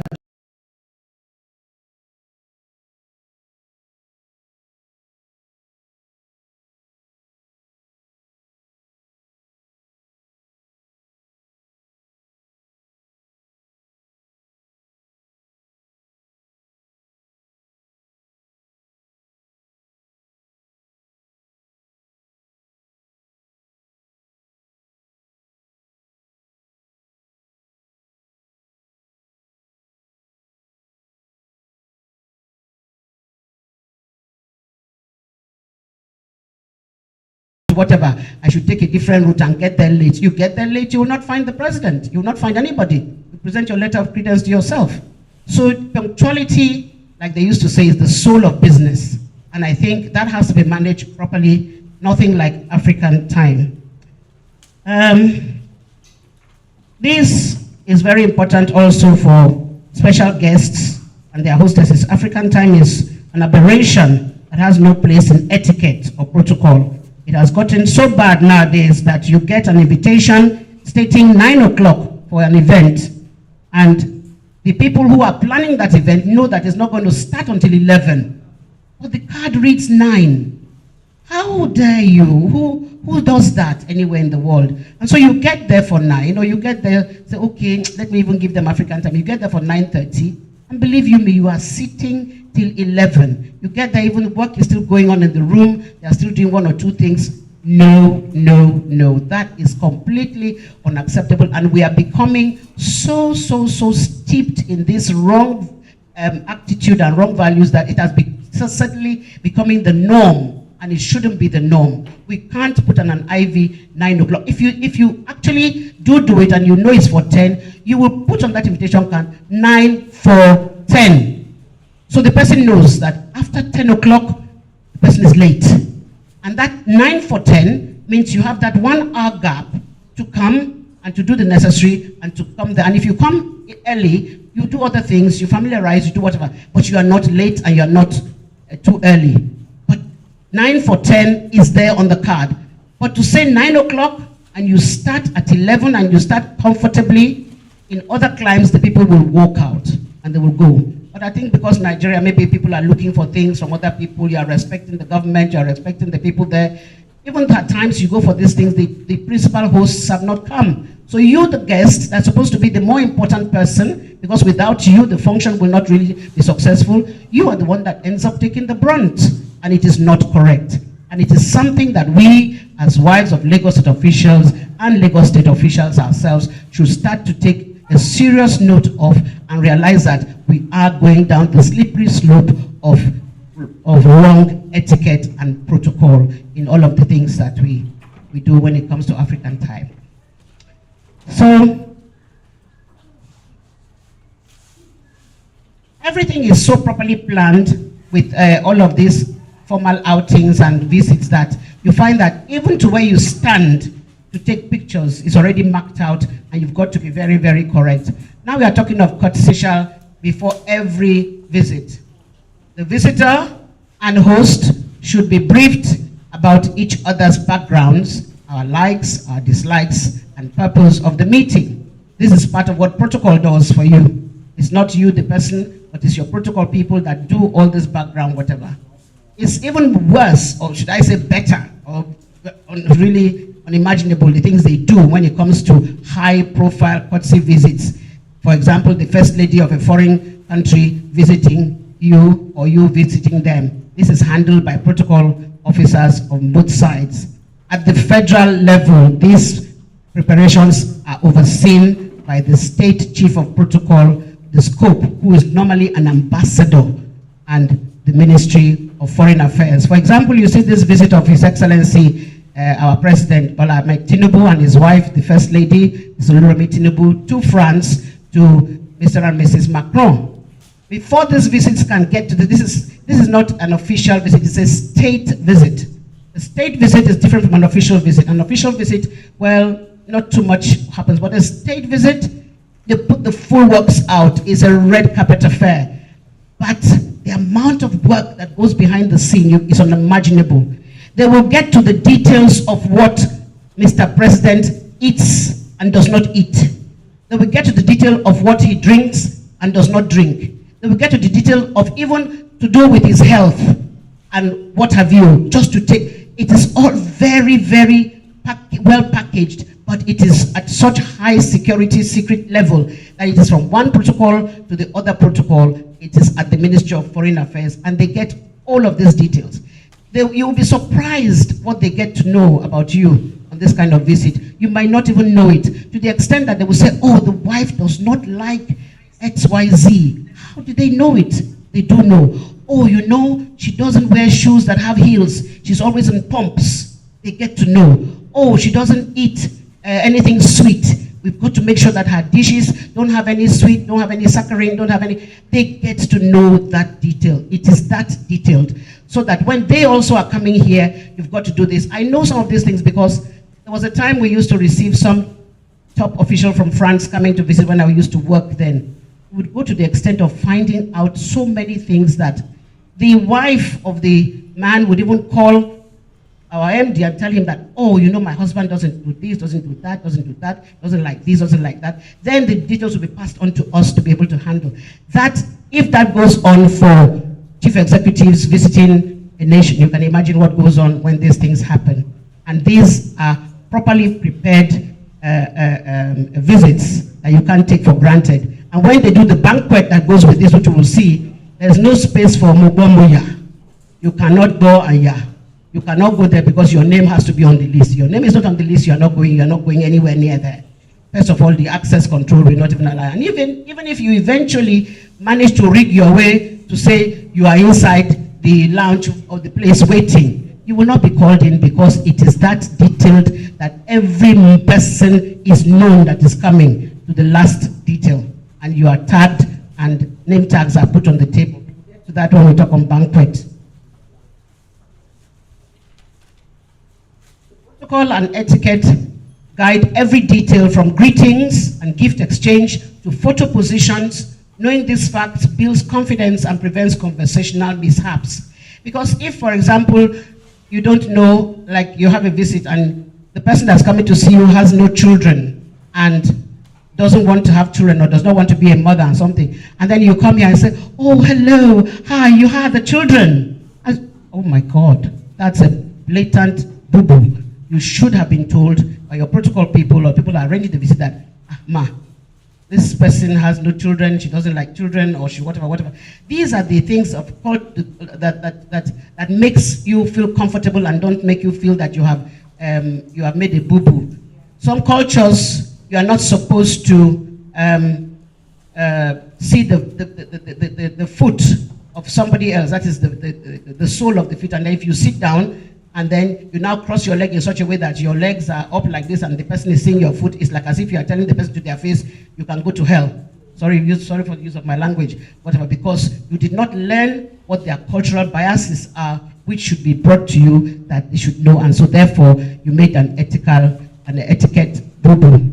So courtesy visits are usually short and focused, ending with follow-up actions by aides.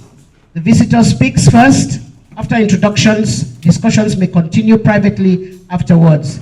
Gift exchange is appropriate and should be reciprocal. So if I'm going, like Harry and Meghan came to visit Her Excellency, I saw a picture of where there was a gift from her to Meghan. That must have been discussed because it should be reciprocal. Because if I'm going to give you a gift in this kind of official visit, it will have been communicated to the other party that there will be gift giving, so that that other party is prepared to say, oh, if they're giving me a gift, I can't just go and receive, I must give. So that person too will come with their own gift and give you a gift. So that's what we call reciprocity and gift exchange from one to the other. And this was done at this visit, but the picture I saw was the one of Her Excellency giving Meghan a gift. And you can see the protocolly correct lineup. You can see the women. So I don't know, maybe one of you is there. I don't know who is there in this lineup.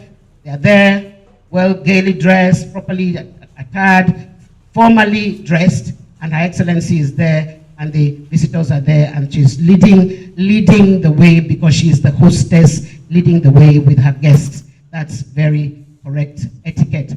And you can see where they are standing, where they are lining up. Like I said, there is a space for everybody to stand. You see the way where Harry is taking Meghan to his left, or is it his right? And you see Her Excellency is taking his wife to the other. They are not exchange wives in the way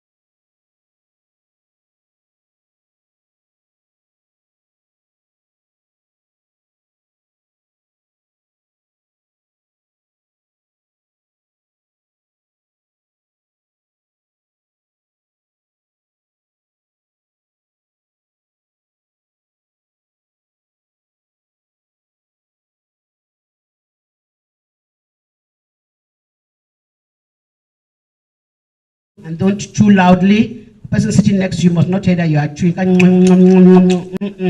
Let's not do that. Let's not eat with our mouth open. Let's not talk with our mouth. Let's not chew with our mouth open. Let's be very, very cautious of what we do. Don't eat too fast nor too slowly. Avoid talking with food in your mouth. Wait until everyone at your table is served before starting, unless otherwise. I'll explain this. When it comes to formal banquets and services, you find that the service is precise, it is wonderful, they serve everybody at the same time. Even plated service, but then at times it goes wrong. You find that when there's a plated service, that is, you have ordered your food and it is coming, they bring it, and then they bring for the first maybe 3, 4, 5 people on that table. And then they've gone back to bring another one. They didn't come in synchrony with other people to give enough on that table food. They bring some and and maybe they are not coming on time to bring the food. What happens? Yours is in front of you, maybe 3 of you have your food on the table, and you are looking at it, and it's getting cold. The courteous thing to do, ethically correct, is that you will tell the people that have food, say, please, go ahead, start. And you say, are you sure? They'll say yes, and then you can start. But if you see them waiting, you, the rest of the people on the table, must take that option. You must take that responsibility of telling them to eat. Otherwise, they will stop, they will not eat. And you that have your food, you shouldn't eat, because there are others around your table who have not received their food. So until that option is given to you to eat, you don't eat. So you just go and take your food and bring no, you don't jari. You are not at home alone, you are with a dignified set of people, and you must behave in that manner. It's all part of what etiquette demands. So, and then,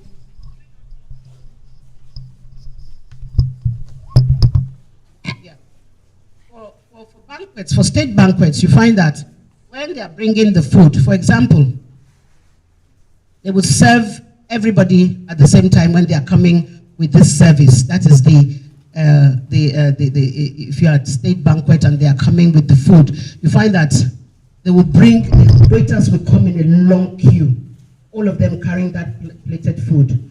And maybe they are serving this table where Her Excellency is. There are 5 of them there, or 4. Or let's say the table is full, 10 of them. The 10 waiters come, the 5 on this side, the 5 on this side. They stand, there is always no space. They stand behind the person they are going to put the food.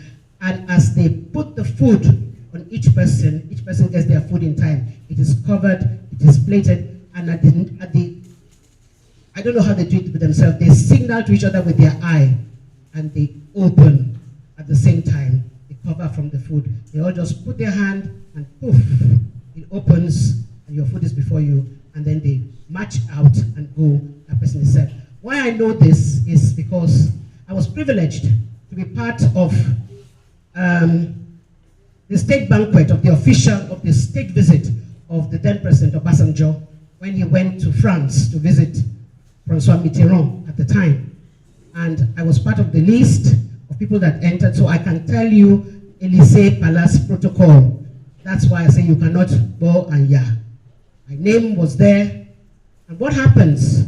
The guest of honor, that is the head of state, Francois Mitterrand and his wife, were inside just before the main banquet hall. We're in the pre-lounge. Mrs. Obasanjo, late Mr. Obasanjo, blessed memory, and her husband, President Obasanjo, were next in line. What happens? We, the guests, are coming in from outside, and you will hear the name, Monsieur et Madame Hamzat. And Monsieur and Madame Hamzat will walk in and greet exactly, Madame, and the great shake hands. And when you go to shake hands, Monsieur Hamzat, Son Excellence Hamzat, does not bring his hand first. He goes, Mr. Francois Mitterrand, the president, brings his hand, then he brings his hand, and they shake the hands. And it's not a limp handshake.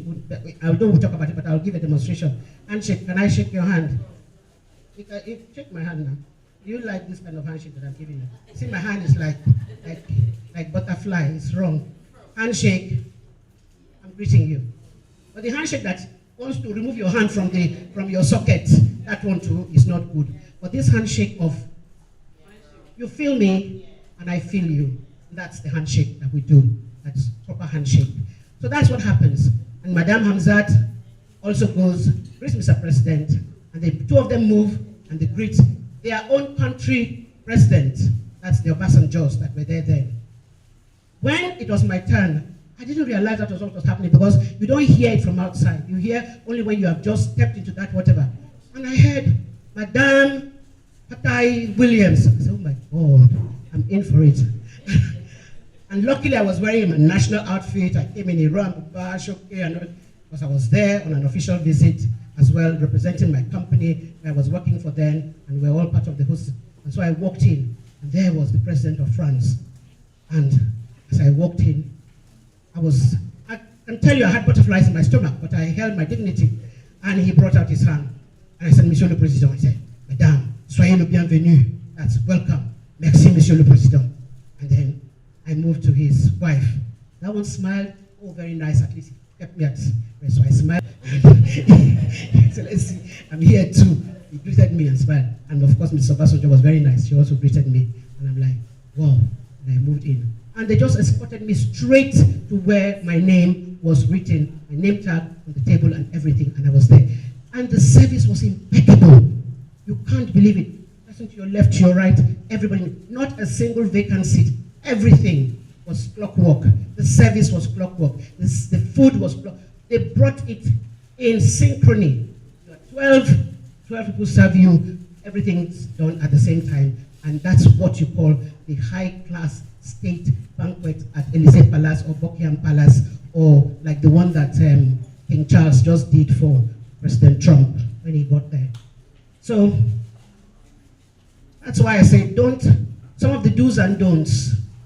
If you are having this kind of banquet, or even here where we are, you cannot place your bags or purse on the table. Put it on your lap or behind you. If you were watching when we were so you can see your table number, you know your seat number, and then as you enter, you look at this board. Even in homes, they do it. You look at the board, there's a little small blackboard they put, and you see your table and your number, and you go and sit. Collar or anywhere else, do not fold your napkin. Temporary to go anywhere for any reason whatsoever. Do not leave put your napkin back on the table. When you take your napkin, put it on your chair. Even if you're going for a second round of something, don't put yours on the table and say, you take. No. If it's going to come to you, it's going to come like this, from right round. But don't pass things across of the table to each other. It's not done. If I'm serving, if you're going around, you must serve to your right. And then when it comes to waiters, let's say you are in a formal dinner as well, semi-demi formal, and then the waiters come to serve you. That's the served dinner. They would serve you from your left. So when you sit down, the waiter is coming to serve, it's coming this way. So I am taking my food like this and putting on my plate. Or he said that's the way to do it, not any other way. Not that the waiter comes and is struggling to clear the person across of you, is struggling to go to your left, your right. No, it's supposed to come to your right and clear. If he's serving you, he's serving to your left. Okay, now we're talking of formal banquets and silver service. Silver service, as the name portends, is high grade, whatever. You can even call it gold service, like the one that is done here for Trump by Prince Charles. This is the one done by King Charles recently. Here, tables are already set, making it a different ball game altogether. For example, like I was talking to you about the state visit. In a state banquet or highly formal dinner, tables must bear name tag. So plates and cutlery must be set according to the menu for the day. The outermost cutlery represents the first course, and the innermost cutlery represents the main course. And for the picture I had earlier, I don't know who did this, who put this here. You find that for this one, if I may show you, For this one that I have here,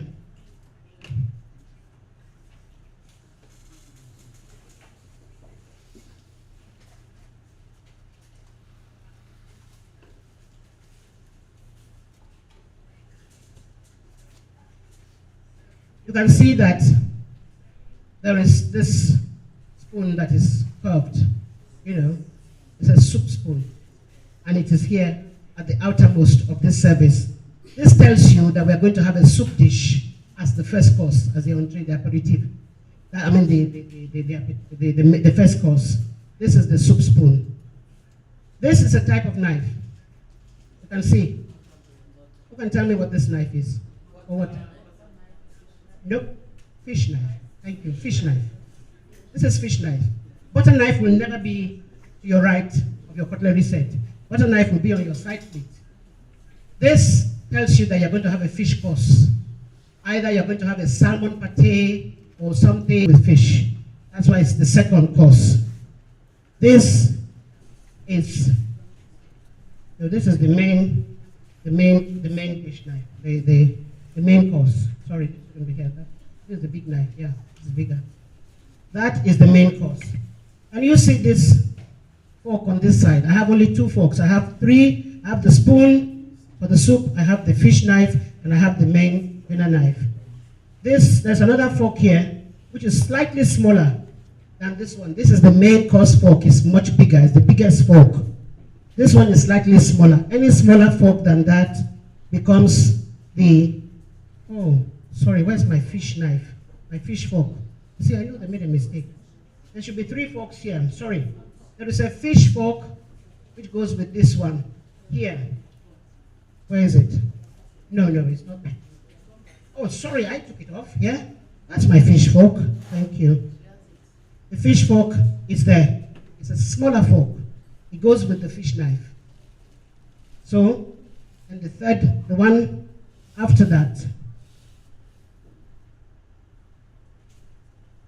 So I have my spoon for my soup. I have my fish dish, which goes with the fish fork. So that one is done. And then I have the next one, which is supposed to be the salad. I have a salad fork. A salad fork is also smaller than the main fork. This is the salad fork. I put it there. I don't have a salad knife because there's no need for a salad knife. If I'm giving you a kind of salad that is not with the long vegetables that you have to cut, I'm giving you already shredded salad, you don't need a fork. So when you see a single fork on one side without a corresponding knife on the other side, know that that is for salad. And then after that, the main course. That is it, with the main knife. That is the biggest fork of them all. It's quite large and quite heavy. On this side, I have a soup spoon, but look at, it's a different spoon. It's like our normal spoon. So when you see this as soup spoon, don't say, they didn't give us correct soup spoon. No, this is also a soup spoon. Different from this one that is also round and curved, like that. For this one, we have soup as first course. We have salad as second course. And we have, where's the knife? Either poultry or meat. If you're going to have steak, they will give you a sharper knife for the steak. This is my side plate. It comes to the left in front. At times, some people put it here. So when you go to a dinner or a lunch and you see plates to your right, because you make everybody else there not have whatever. Drinking glasses, take some wines don't like heat. You destroy them. And then you will leave a lot of stain on the glass. Posh culture is you hold your glass and you drink. Same way, that is it. And of course you have your charger, your charger plate. And in front of you here, you have the dessert fork and the dessert spoon. Once all this is cleared, so the meal is finished now, this will come like this, and this will come like this. Goes like this with the fangs pointing that way, and the spoon comes the other way, the spoon pointing this way. And then of course I brought these plates for this particular set. This is the soup that I use. This is the dessert crystal that I use. For this one,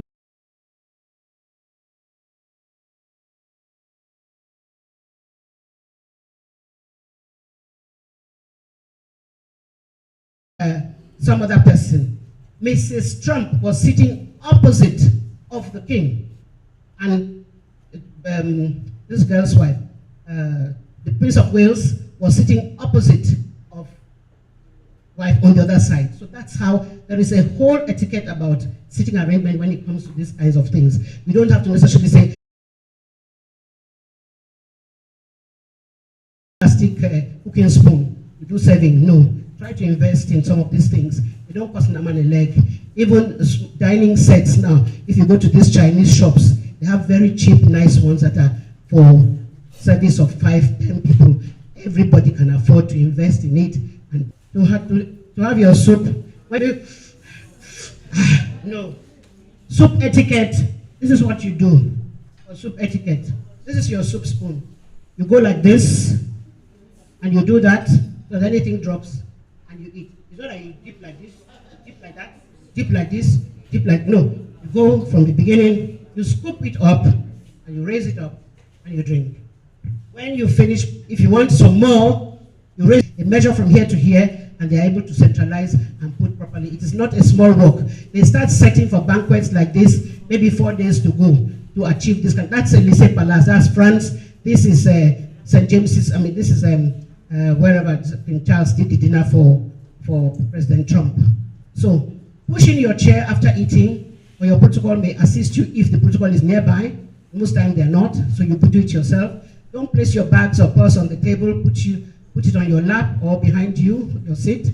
Protocol aides must not carry your handbags for you in public places. Retrieve your purses from them before exiting. A handbag is part of a woman's dressing. It is not part of the protocol's duty.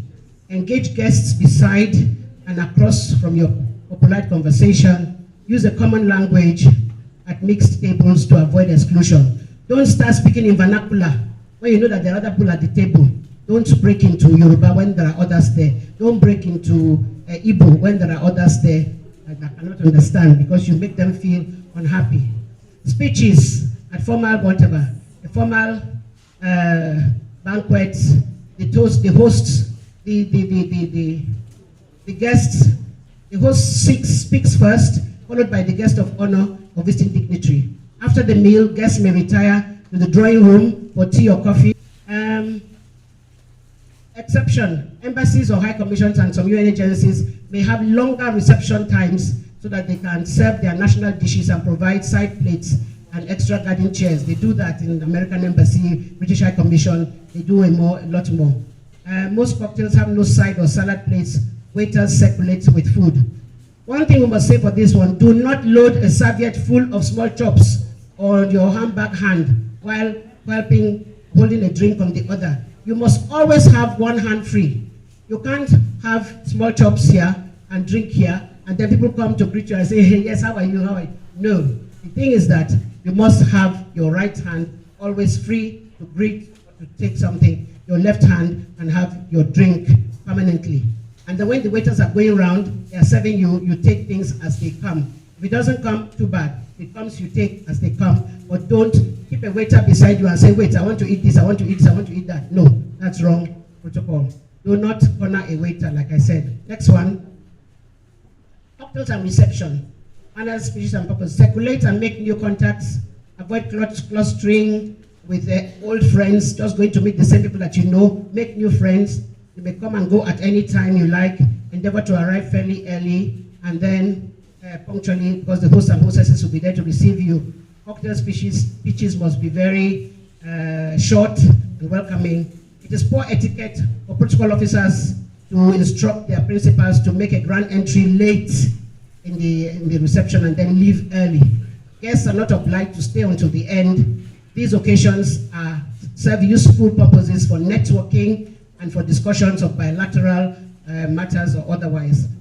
To learn firsthand what others are doing. Home and invite friends. Maybe she has a new neighbor she wants to visit, or somebody is visiting her and she wants her to meet some more Nigerian people, or she wants to host the speaker's wife or something, so she can host a tea party or a coffee morning and get people in the neighborhood or friends to attend. It's commonly used to welcome newcomers. Ambassadors' wives, they do a lot of tea parties and receptions to welcome themselves and to send for themselves.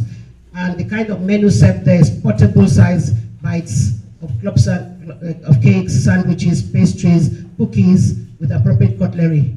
The lady host can showcase elegance and flair or panache in presentation during the service. Tea or coffee mornings allow creativity in both menu and setup. At times when you do these things, for example, if Nigerians do it, you can go creative. You can have a blend of zobo drink or something. You can have a Nigerian tropical cocktail. There's at times when I do that thing, people come back to ask me, Marie, what did you put in this one? I say, it's just my imagination running wild. I put this, I put that, I put that, I put that, and I garnish it with whatever. And they come back for it. That becomes a selling point. I have a friend who's late now. She just died a few weeks ago. The late ambassador's wife, Mrs. Amina Amadou. She was one of the best ambassador's wives I've ever known. The late Wali of Sokoto's wife. If they were posted to America at some point, and I went visiting, when she serves akara for you here in their menu of whatever, that woman goes to the kitchen herself as ambassador's wife to make the Nigerian delicacies to add to what the embassy cooks are cooking or they are serving, and people make for that akara. Conference or seminar or tea breaks are often mistaken for full meals. Serving huge pieces of chicken and king-size meat pies does not work. It's a wrong protocol that leads guests to feeling drowsy or sleepy when you go for tea break and you have eaten big meat pies and big puff and big whatever. It's not tea break anymore, it's lunch. Guests packing food to take away is the height of bad manners.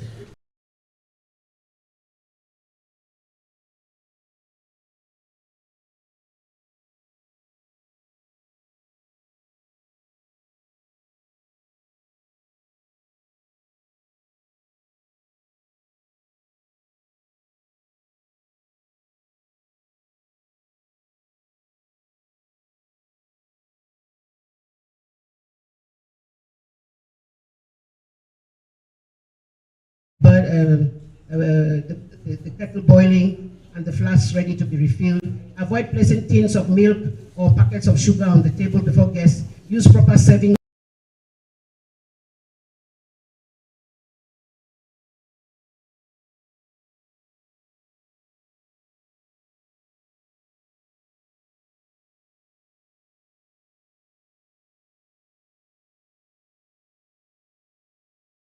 may assist, but your hostess, you own your event, so claim it.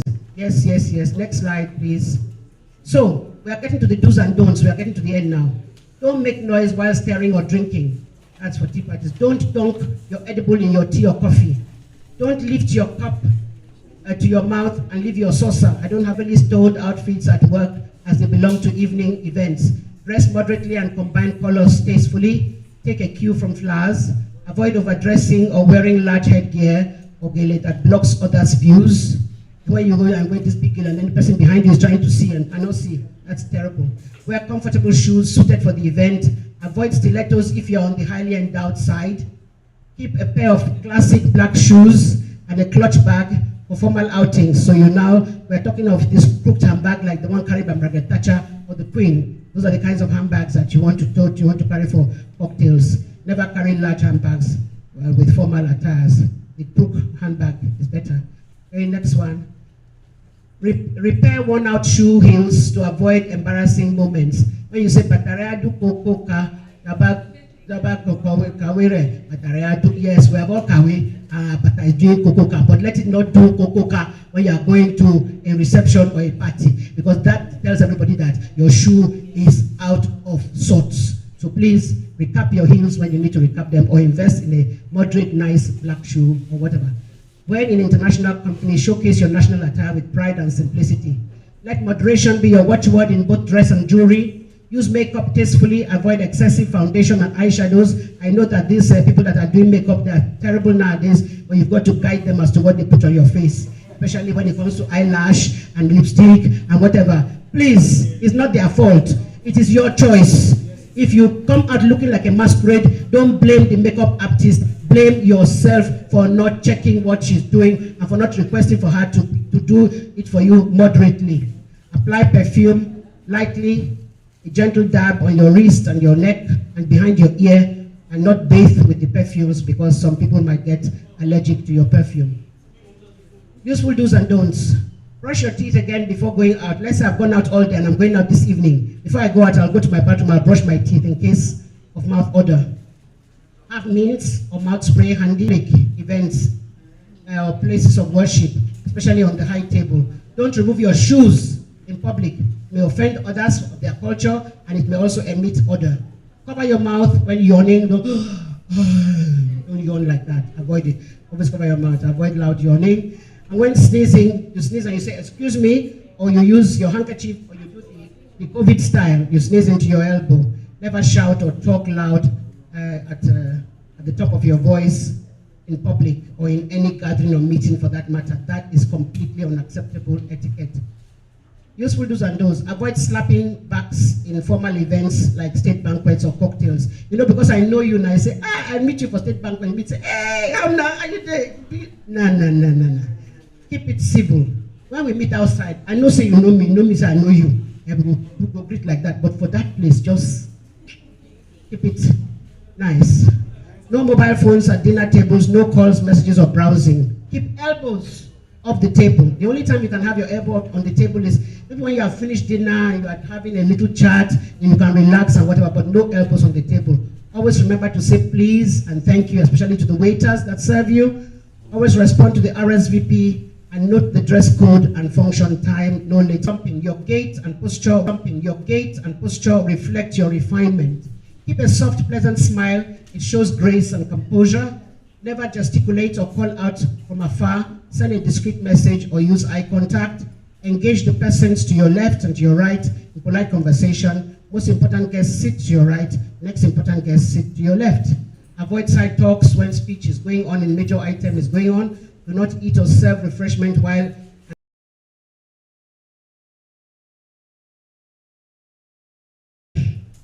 Etiquette and protocol are a lifelong learning process. With every occasion, teaching something new. Even the most experienced hosts encounter challenges. The most experienced hostesses encounter challenges. Learn and adapt, which is what we are doing here today, because all of us know all of these things anyway. We're just repeating it to ourselves to remind ourselves what we should be doing.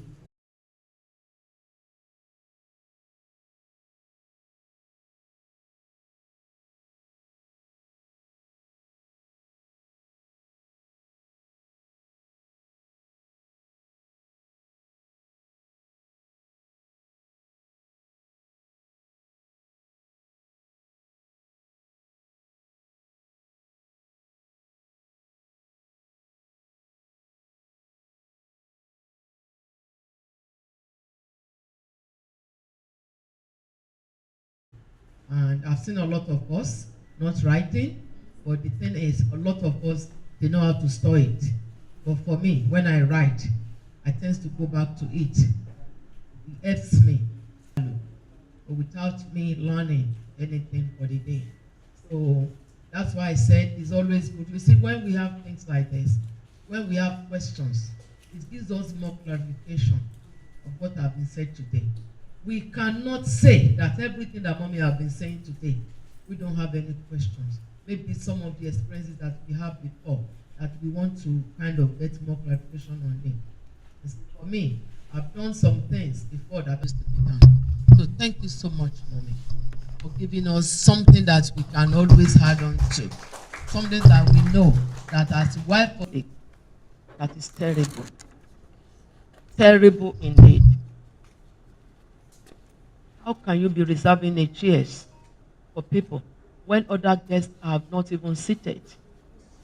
How can you be putting your clothes, your bags? You know, it's really ridiculous. Then sometimes we put on our makeup. Then we do yellow because we are wearing yellow clothes. We do blue when we are wearing blue. Sometimes I do my makeup too much. But sometimes I don't know. So when I get outside, I say, wow, this is Gareta today. You know, Gareta masquerade. So those are the things that we have to make sure that we dress appropriately for respect, not only for us. It seems that we are listening, we are doing this. If you are not able to take anything home today, at least 1 point home today, then just know that you have wasted your whole day. Whatever training that we are doing, it must be valuable to us in a different way. Whether you know it before, learning continues. So please, all these our makeup sometimes is really it's not very good. The way we sit at parties, the way we raise our voices, the way we do a lot of things. As women, we were taught to always sit up. When you are sitting, not like this on a chair. I can see a lot of us trying to sit up again, trying to readjust ourselves, mommy. Even here now, I see, I see a lot of us. Then another thing that is very annoying for me is gum, chewing gum. That's why mommy said, when you are at the gathering, you have to wear very comfortable shoes. And I'm so happy my sister has been supplying me with shoes. Isola, thank you so much. So you see, so those are the things that we need to do. Even when you are doing your wrapper, then one of the wrappers, one side will be dragging, and the other one will be on the other side. Calm yourself, do it well, so that your wrapper does not even do down at any point in time. It shouldn't be. Emma, there are so many things that we are doing that we don't know. That is not okay. Well, I got this one from St. Paul's bookshop in Keja some time ago, long ago, but you can always order it. When you go, Elena Boykin, this way, please. If you put it on Google, I'm sure it will tell you where to find it. Okay, we'll put it, yes, I will. Please appreciate our facilitators as well as Excellency for giving us nuggets on what the facilitators said earlier on. It is now time for questions. Good afternoon. My name is Pastor Mrs. Joki Olumide. I want to ask a question. For some of us that used to go for representation duty, there was an occasion that happened some times ago, I think around middle of the year. Mrs. Viola may be the one that can bear witness. I want to know what was really the fault, because we were there, we waited for First Lady. So it was a women program, and this one was not even Nigerian issue. It was an international women program. So women came from France. Even the assistant of that organization was from France. So, but what happened was that when we got there, we were trying to pick ourselves, and later we found ourselves, about 4 of us or 3. So, but when we were sitting, they came to call us that we should come to the front where the First Lady is expected to sit. So I was together with Mrs. Toriola, but to our greatest surprise, after we had spent like 2 hours there, we have really been served. Then only for the protocol starting to call us that we should be coming out one by one. In fact, I didn't note it. I just saw Mrs. Toriola leaving by my side, and I was still there with other guests from even international, whatever.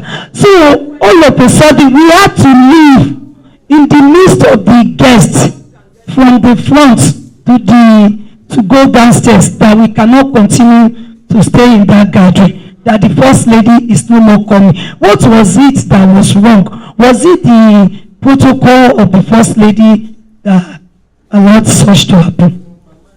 Thank you very much. Any other question before I answer this one? Because I will not be able to answer this question because I was not at that occasion. I don't know what happened there, and I cannot make a judgment call. Your Excellency, please. Mrs. Olumide, I don't think that's the type of question you should be asking here. That does not give our association a respect that we deserve. Mostly when people do things like that, there has to be a very good reason behind it. It might be that the First Lady fall here.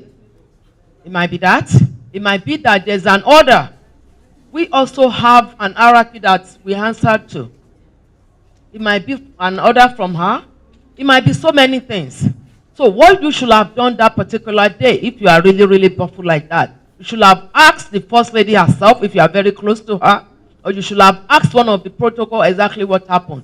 Will not be, I don't think Maybe that's one of the things that happens sometimes, but I've not really seen any of such occurrence happening that we will have to. So when it happens like that, ma, you have to understand that we are women too.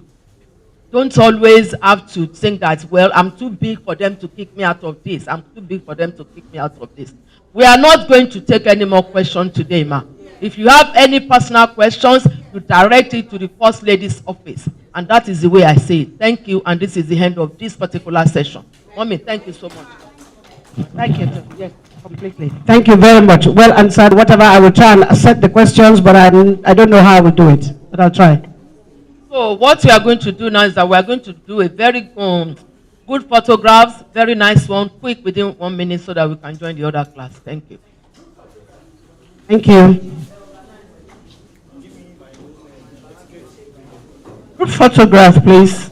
All participants should come forward for group photograph.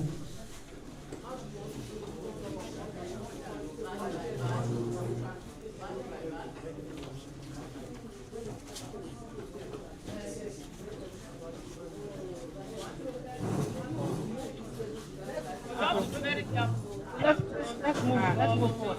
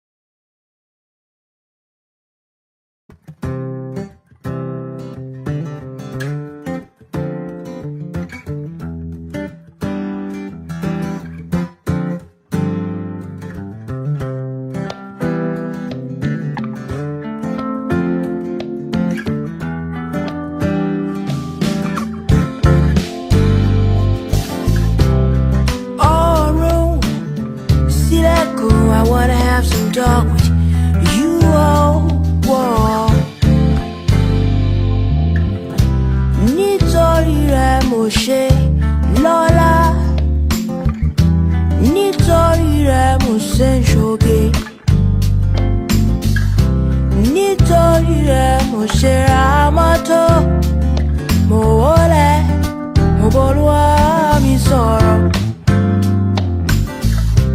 Nítorí rẹ̀ mo ṣe wà láyé, nítorí rẹ̀ mo ṣe wàṣọ sára, nítorí rẹ̀ mo jí lówùúrọ̀, mo wáyé mi lóde yé yá.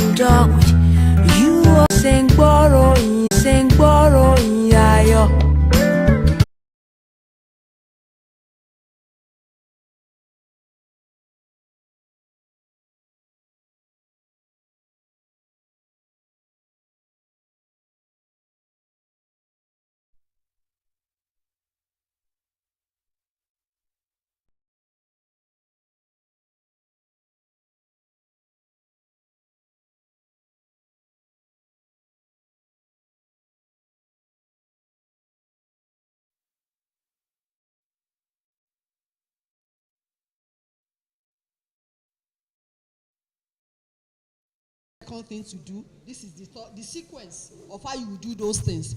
That's where they got the word protocol. Proto means first, and the other one means glue. They will glue it to the back, and so when you open it, it tells you what and what you are expected to do. So that's why in protocol tells you what you do first at any gathering, in any situation. And as spouses, we are de facto ambassadors of our husbands. We are representing our husbands, we are representing our family, we are representing our homes. Whatever we do, that is positive will impact on our husband's position. Whatever we do that is negative will also impact on our husband's position. So we should strive to always do things the right way.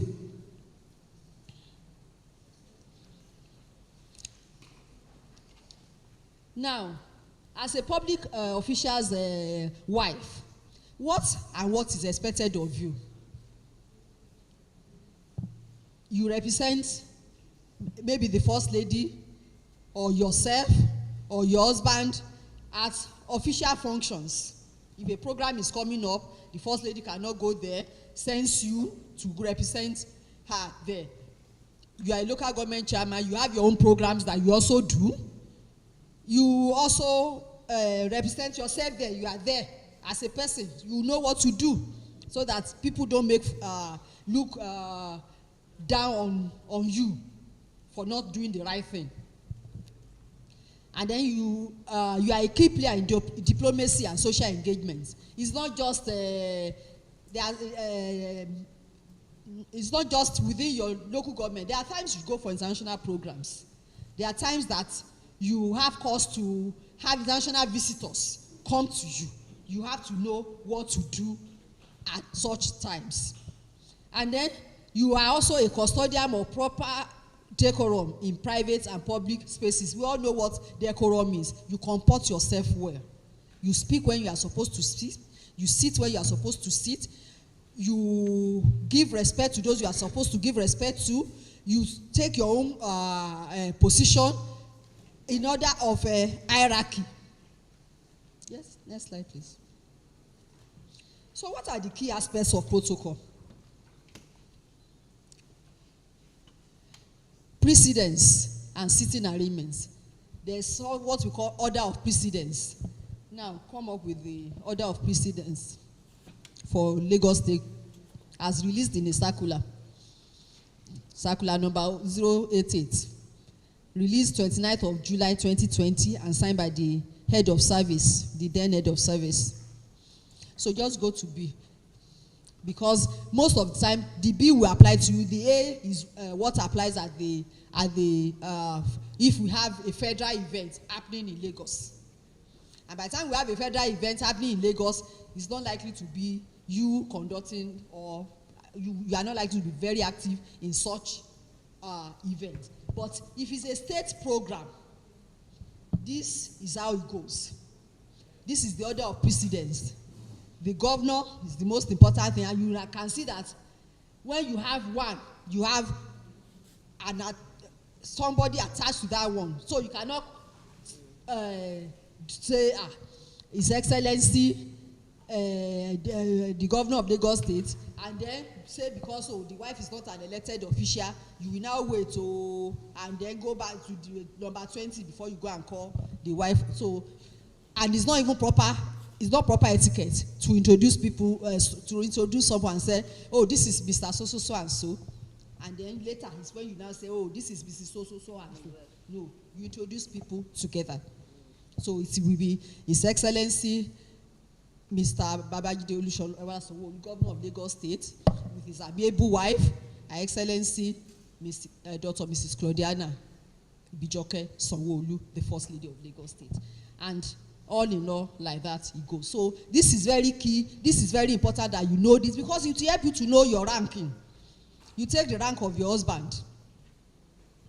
You know where, if you go to an event, you know where to sit. You don't go and sit, if you are a commissioner's wife, you don't go and sit where maybe sit before. For instance, you go to an event now, or you are working. The deputy governor's wife is working. The first lady is working. As the first lady is going, the deputy governor's wife is doing. No, just walking calmly, gently. You know, throwing after, and then the other of precedence, as people, you just follow them. Not that you have jumped. You can't go and jump in front of them. No. Neither can you go and sit in front of them, no matter what they. So that's why this is important. The office of the First Lady has promised to make a copy of this circular available so that it will assist you. Go back to this slide. Go back to this slide. So, as the same way we say it, the same way we walk when we are walking, the same way we do everything, is the same way when we arrange our seats. That's why you see protocol officers, they will have gone ahead and label seats so that they do it according to the order of precedence. The most senior takes the most important position, and it follows like that. So this precedence established the hierarchical order of guests at events. Ensuring respect is shown to higher-ranking individuals, and seating plans must reflect this order accurately to avoid diplomatic or social force pour. If you don't do your homework properly, you don't know the guests that are coming, you will not be able to get this right.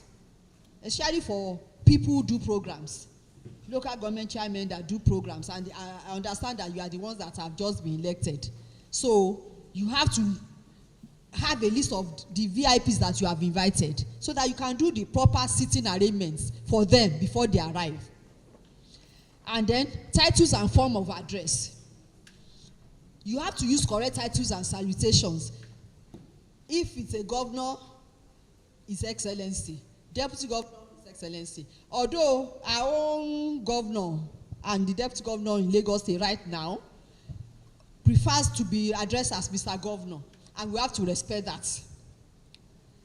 But generally, governors and deputy governors and their spouses are referred, like I said, whatever happens to the husband, you give the same respect to the wife. So you can't, once the governor is His Excellency, the wife is Her Excellency, like that. And you have to know, you are going for an event, you have to, or when you get there, get the proper name and title of that person.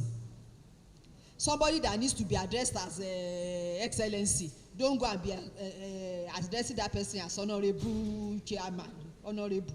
Somebody that's expected to be addressed as Honorable Minister, don't go and be saying Your Excellency, unless that person has been a governor before. You know that once you are an Excellency, you forever remain one. So, because in the situation, for instance, the Senate President now, people still refer to him as Your Excellency because he has been a governor before. But if he's a Senate President, there was not a governor before, he's the most distinguished senator. And when it is the Speaker of the House, it's Right Honorable Speaker. You must know everybody's title. You cannot, the speaker cannot get to an event now, and you want to maybe make a speech or address him or whatever and say, Your Excellency. They'll be looking at you. You have made an error, and because of this, people will begin to say, you begin to think, oh, you are not very vast, or you don't know much, and it diminishes people's dignity when people see you as a common concon. So that's why you have to be very versatile and read a lot. You have to read a lot once you are in this kind of position. Using correct titles and salutation reflects courtesy, respect, and an understanding of official ranks, which strengthens relationships and credibility. Also, dress codes for formal and ceremonial events. I'm sure they will have done in the etiquette class something about dressing. So I won't go too much into that, but it speaks for itself. If, for instance, you are going for an event and they have stated national dress, you cannot go and put on suit. If you are coming for this conference, for instance, and you know that it's going to be corporate because it's a learning environment, you are going for a dinner, you can wear a national dress, but then it has to be complete. And then the way you tie your gele self when it's a dinner is different from the way you tie your gele if you are going for Owambe. You know, everything has, yes. You can't be going for a funeral now. You go and do gele miga yutielo. And then colors also matter. The colors that you wear to some things. Because all eyes are on you as wives of top government officials. They already know the men that men don't, but the women, it's the women that we looking at ourselves and looking. So please take all this into consideration. Dress according to the event that you are going to and adhere to specific attire. If they call a color code, wear something near it. I'm not saying because of that you have to go and buy the color, but something that will blend, that you will blend in. It shows respect for host and event significance when you adhere to the dress code. And then flags and anthems. This is actually when you are hosting national, international programs. But I will not say just ignore it, because it could be that there was a time that the Prince Harry and his wife came to Lagos. Let's say the First Lady is not prepared, has never heard anything about how to place flags. They came to pay a visit. So you never can tell. What if they decide to bring them to your local government, for instance? So that you will know what to do. You know if you are playing the national anthem of that country and your own, and Nigeria's national anthem, you know where to place the flag of the visitor, where the visitor will sit. The visitor is sitting on your right. And that's where the flag of that person will be, and you will be here, and your flag will be here. So why is protocol critical?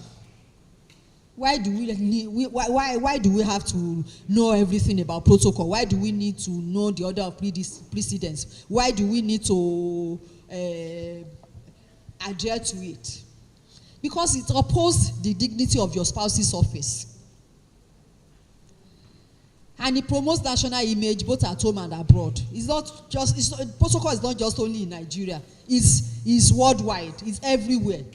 So you know how to behave or how to conduct yourself when you are within your locality, when you are at a function, when you are at an international function. You cannot go for an international function now, and you are maybe, let's say, because it's an international function, the First Lady of the Federal Republic is the one leading the delegation, and the First Lady of States are there, and they've asked you to invite maybe to come with some women from your state as well.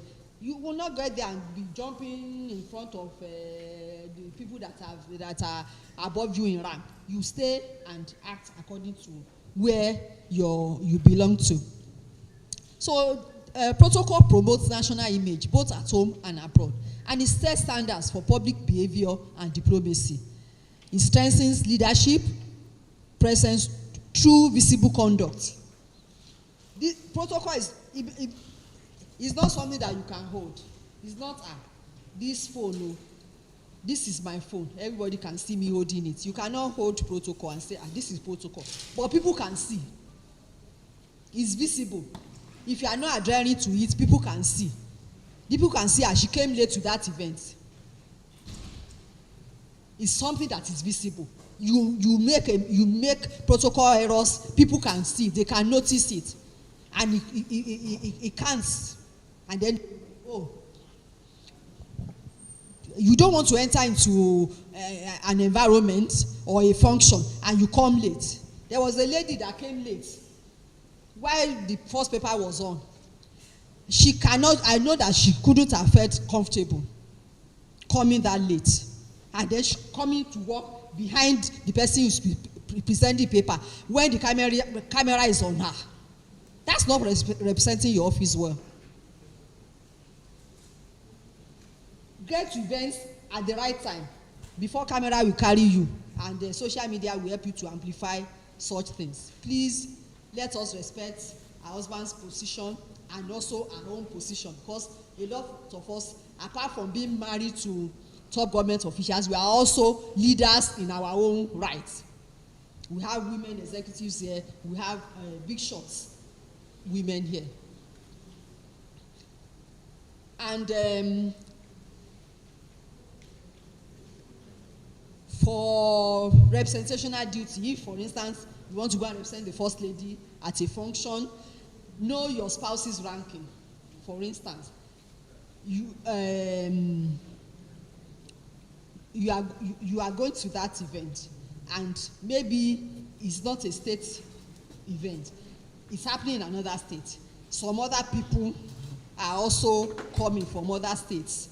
You have to know where you belong. Most of the time, they probably ask a protocol officer to accompany you, but if not, once you know where your spouse's protocol ranking is, you know where to fall in. If you are seated there now, if it's in the armed forces, they are very conversant with these things, because they have learnt it from once their husbands go into the military or police or any of the armed forces. They learn also, the wives learn along with them. It's different for us civilians. For us civilians, it's until we get elected or get appointed into positions. And by that time, Oganiwa already. Unlike them that they have learnt it while they were even junior officers. So they are used to it. They don't feel offended when people correct them. When people correct, they won't even do. Look, a major general's wife may be Kongolo like this and not. But protocol is not about wealth. It's not about the clothes that I'm putting on. That's why you have to dress well anyway, so that they won't look down on you. But it's not about the clothes I'm putting on. It's not about my position in society. But where your hierarchy belongs to in that gathering where you are, where your hierarchy belongs to, that's where you will fall. And when people correct you, don't feel offended. Also, you need to read widely to stay informed about national, state, and diplomatic protocol practices. Update yourself all the time. Read widely, so that when you go to events, you are representing the First Lady. For instance, ask them before you go, am I making any speech? If yes, ask them to send you a copy of that speech. Because if they don't send to you, please draft something very short, and send to them to look at it. I'm trying to see if I can say this, so in case they ask me to speak, is it okay? So that you are not misrepresenting the person that you are going to represent. Even if it's your husband that you are going to represent, you are not misrepresenting that person. You are both on the same page. They know that this is what you want to say there. If they ask you for donation, don't make promises that they have not told you to make. Don't say any amount. It's safer to just say, oh, I will pass the message on to the First Lady, or to the Deputy Governor's wife, or to the governor, whoever has asked you to, or to your husband self.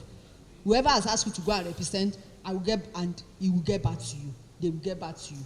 That's all. Don't make commitments that you will not be able to fulfill. And if you are in doubt of anything, please consult with protocol officers.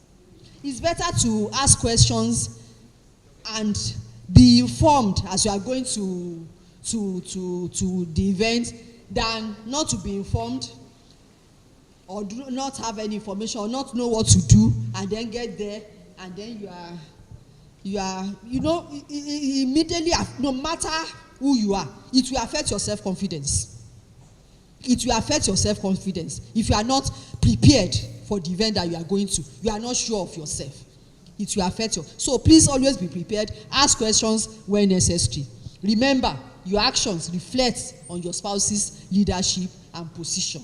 And also, like in these days, we are representing our spouses, we are representing them well, but we should also remember that we should also present ourselves. We ourselves, our gongono, for ourselves, even for ourselves, not just for our spouses.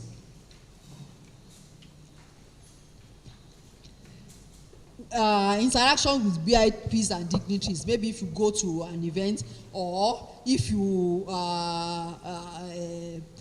you arrive at an event. Number one, I've mentioned it and it's very important too.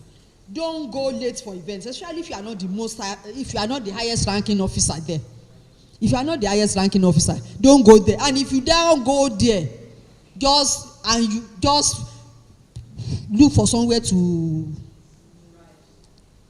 hide yourself until they begin. Maybe they are doing meet and greet and they are doing, then you can come out. But if the ceremony is going on, somebody is reading speech and you are now walking on the aisle, especially if you are also a high ranking person, and then people are standing to greet you, the governor is seated, you are coming in, and you are down there. Meanwhile, it will not be nice for you to grow, and not greet people.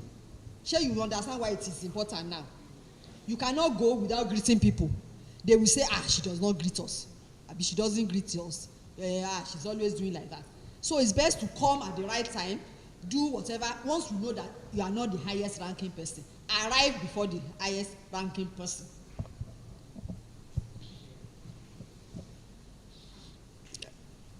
And then wait to be introduced, unless protocol suggests other. For instance, if we go to, maybe a visitor comes here now, we are waiting as we are seated. Somebody is bringing in, maybe the first lady has an important visitor and she has invited all of us to join her to receive that visitor, and she wants to, you introduce, you mention the name of the senior person to, please ma'am, your name please. Mrs. Mojisola Agbaje. So you say, Your Excellency, this is Mrs. Mojisola Agbaje. And then the next person, this is Mrs. You not say Mrs. Mojisola Agbaje. This is so that's what that means. You have to wait to be introduced unless protocol suggests otherwise. Qualities of a God. Are you sure that?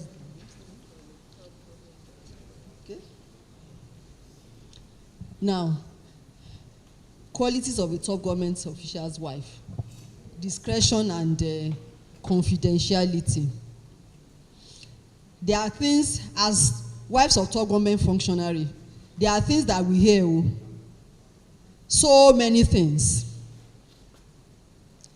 We should not be repeating those things outside. Go and because whatever you say, people will take your word for it. They will say, no, you're a commissioner, you're a commissioner, and you they will believe you. And you are disrespecting the position of your husband. Because whatever it is, if that, what if it becomes something that becomes escalated? Whoever you told, that one tell somebody else, and it becomes. So you have to be very discretional when you talk. We don't go all out and say things. That's why you sometimes find people, and people will now say, tori poti one position, no. You still be friends with people, be friendly with people, be nice with people, be cautious with people, but be mindful of the kind of things you say in their presence. That doesn't stop you from being nice and jovial and friendly, but be careful. Your husband should be able to confide in you. Your husband should be able to take phone calls in your presence and not becomes I've heard somebody say, file you wà lórí table ọkọ mi.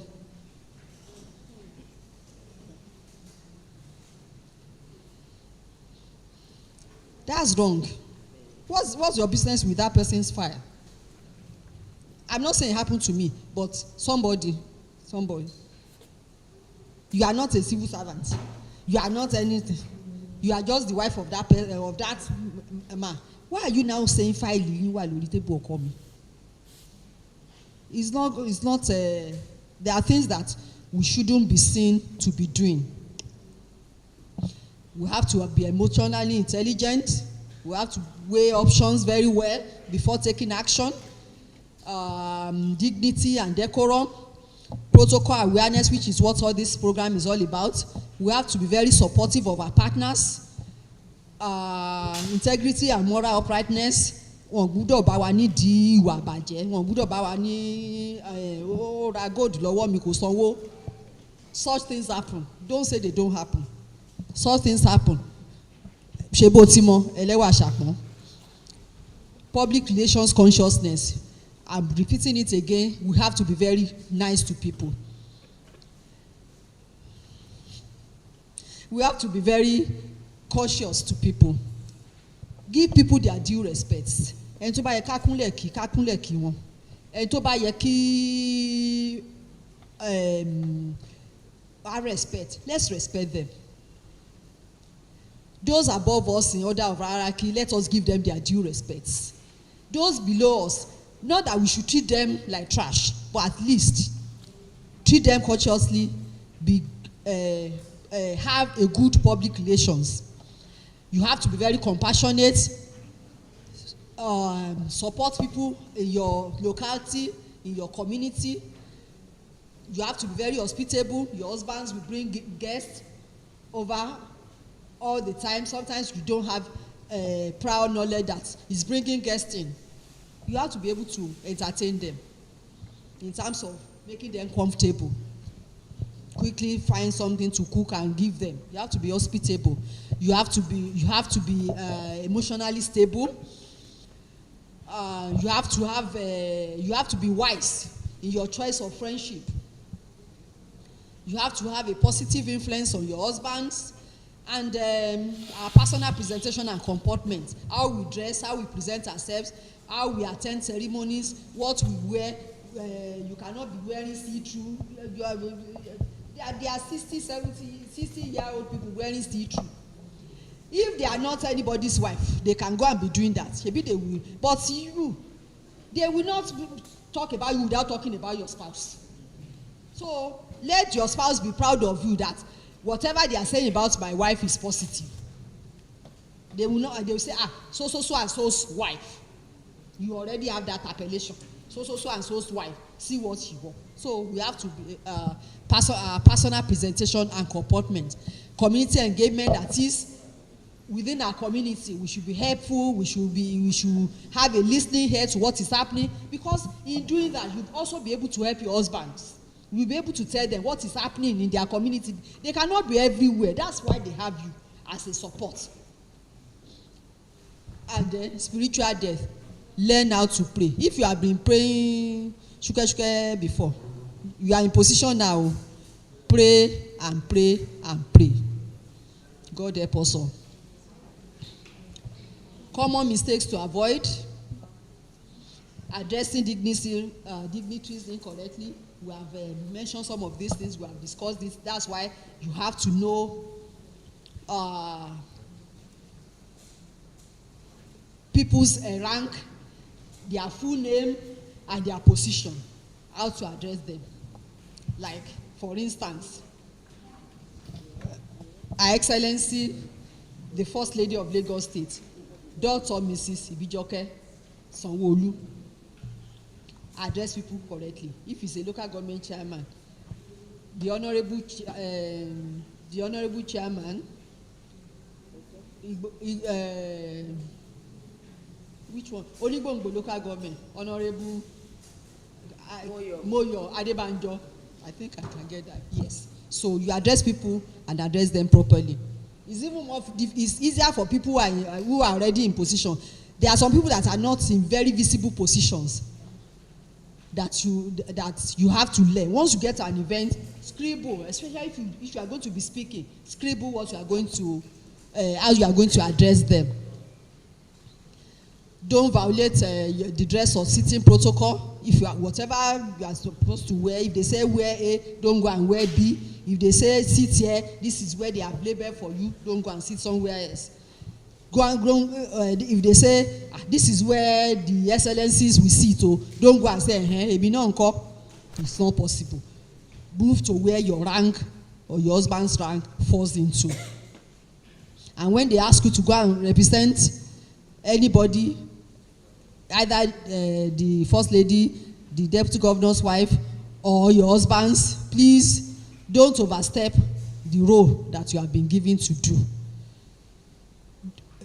Just keep within the rules. Don't go and say things that you are not meant to say there. Don't go and whatever you are not sure of, just say, I will get back to you, or I will tell them to get back to you. And then posting sensitive events, photos on social media without clearance. For instance, this program now is the program of the Office of the First Lady. Now, if you now come and then you now record it and you go and put it, if I take it and go and put it on my own social media page, is wrong. Is wrong. So if you are a local government chairman's wife and you attend a program of the Office of the First Lady, the best you can do is take note of the things that is happening there. You can go and replicate it in your local government. Go and do it in your local government. Then you are now the Oga Madam there. Go and do it there, and then you can put it on your own page. Not that it's the First Lady's event, you are now posting it or coming to events and bringing too many members of staff. Because it's like, it's not just about this group, it's a general thing now in Nigeria. Everybody is now a content creator, everybody is now posting things on it. But because you are in government, you cannot do the way everybody is doing. You cannot. When you are going for an event, you have been invited. Come with minimal staff. For those who have staff, yes. Because most likely wives of commissioners and wives of PS, wives of GM may not have, but wives of local government chairmen, you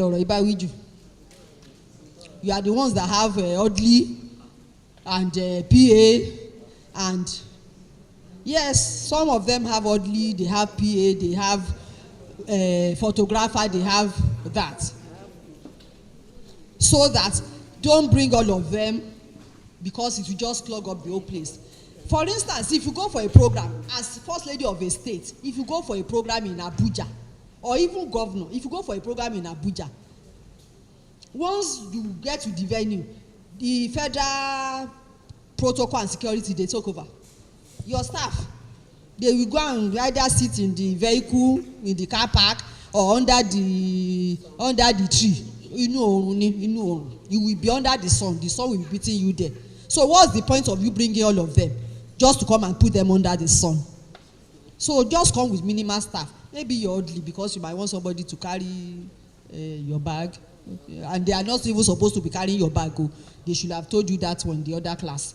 Your bag is part of your dressing. You carry it yourself. That's why don't carry a bag that is too big. Carry a size that you can manage.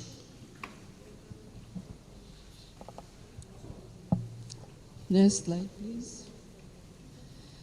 We've talked about all this. We've talked about all this. Personal branding, your appearance, behavior, and communication. Is all the things we've been saying. Brand yourself well and brand yourself with dignity. Your body language and confidence. Because even when you don't speak, there are things that you do that will say a lot about you. So you have to be careful. You have to be careful what you do when you are out. And you dress, we've discussed that. Dress with protocol in mind of choosing an attire that aligns with the event's formality, cultural expectations. You are going for a program in the north. Maybe the First Lady of Kano State now is launching a NGO, and she has invited the First Lady of Lagos State, and she has said, okay, some council members, please come accompany me to that event. There's a way they dress there in the north, or you want to, yeah. So even if you are going to do uniform to tie Cowlso gele, there's a way they tie their own gele. When you are in Rome, do like the Romans. They don't do all this our own Lagos babe. So, you know, when you are in Rome, just act, do like Romans. Dress with protocol in mind. Represent your office and the office of your husband honorably. I was going to say, maybe we should just do some practicals. We did in the other class, but everybody is tired now. I can see everybody's, they were more active in the other class.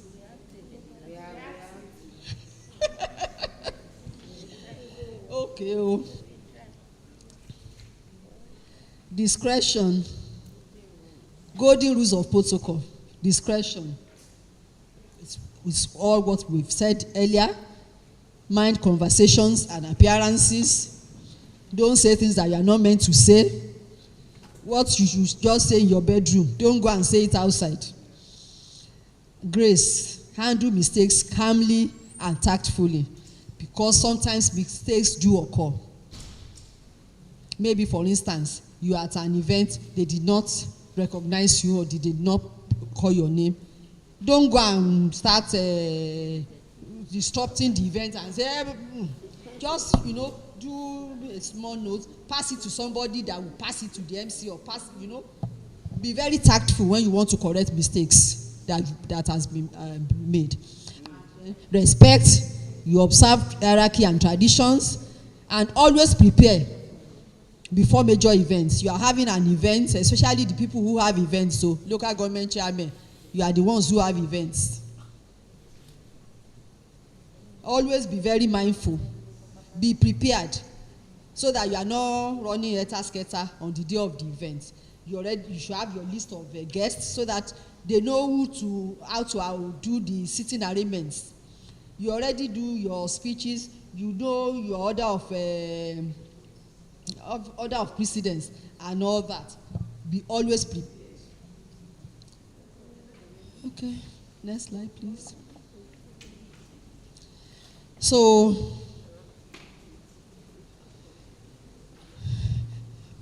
it's only one person's name that I asked. I know some other people's names, but they are the people doing refresher course, those that have done 5-6 times. But I don't, Mrs. Agbaje, please. Which action breaches protocol and why?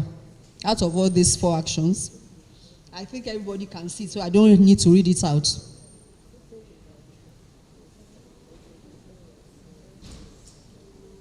A, sitting before the guest of honor at a state event. B, introducing yourself if forgotten during a formal lineup. C, sending a thank you note after being hosted. D, wearing appropriate national attire. B. That was, you know, when I said we have to be tactful. A mistake had been made. We want to correct that mistake, we have to be tactful. And then, you don't go late. Number A. It's not the answer. I'm just saying, it shows that if you go after the guest of honor is already seated, that's when you are now coming and you are now doing just go and find somewhere to hide yourself until there's maybe a meet and greet or a break or something, and then you can quickly come out and go to your rightful position. So I think, yeah, last thought. My final thought. Protocol is a language of respect, dignity, and leadership. Your conduct reinforces the legacy you and your spouse are building. Like I said, protocol is visible, but it's not tangible. You cannot hold it, but you can see it. You can see if somebody is acting according to protocol. And I like to make another appeal. If you go to events, or even in the State House, or even here, or anywhere, if protocol officers are correcting you, please, I beg you, they are doing it because that's the training that they have. Not because they don't want you to sit in front, or they don't want you to be visible, but because they don't want you to be embarrassed or whatever. Please don't take it and say, why are they are always, no, please, I beg of you. Thank you so much, and God bless every one of you. Questions? Can we please put our hands together for our facilitator? We will agree that she's speaking from experience. We can make that applause bigger and better for our place. Thank you very much. So we'll be taking questions. Do you have questions? Please, can you signify if you have questions for our facilitator? Do we have any question? No question. You said, sorry? Oh, she has said everything. Let's put our hands together for her. She has said everything. All right, ma. So do you want to test them, ma? Since they are not asking questions. Okay, ma. So we'll take another picture now for this class, post-protocol class. So please, photographers, please, can you let me call them from the order also, please, so that we can take another group photograph for this session.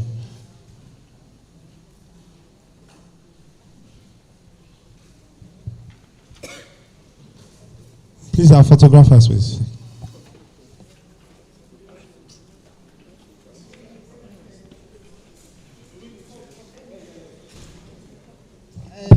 This just came to mind when people, you know that we have stopped saying your protocols duly observed now. What we have moved to is standing on existing protocol or whatever. Some people here who may have attended international events, we know that it's only here in Nigeria that we say all such things. The best thing is that if you don't, number one, if you are the VIP, if you are the guest of honor, for instance, at a program, you cannot but run through the list, because it will look like you are looking down on people. But if you are not, once you recognize the most important person at that event, Your Excellency, the Governor of Lagos State, Mr. Babajide Olushola Sanwo-Olu, and Her Excellency, the First Lady of Lagos State, Mrs. Claudia Ibijoke Sanwo-Olu, distinguished guests, ladies and gentlemen, bó ṣe wà ní.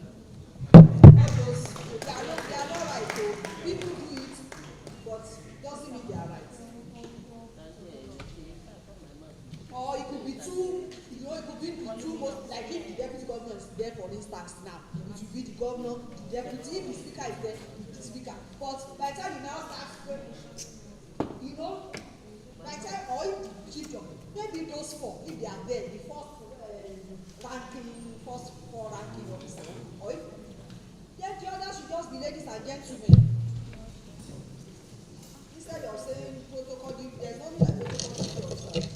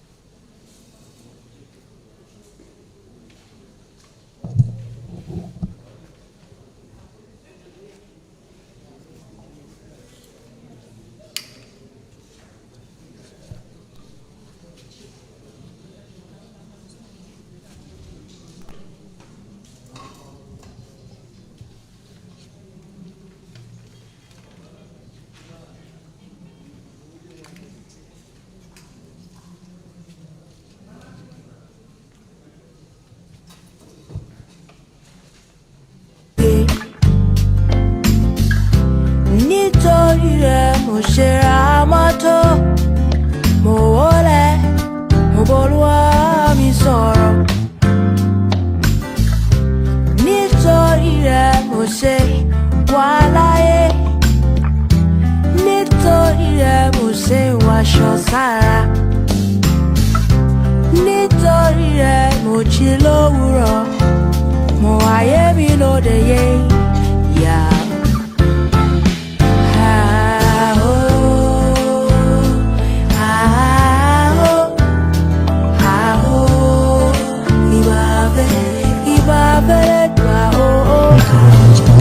Cowlso will be taking a picture with the next guys taking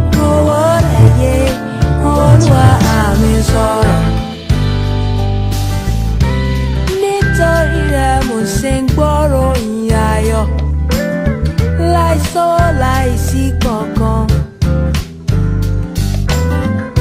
Ìyà òní láyọ̀ láò bọ́rọ̀ àti wíbẹ̀ náà lórí.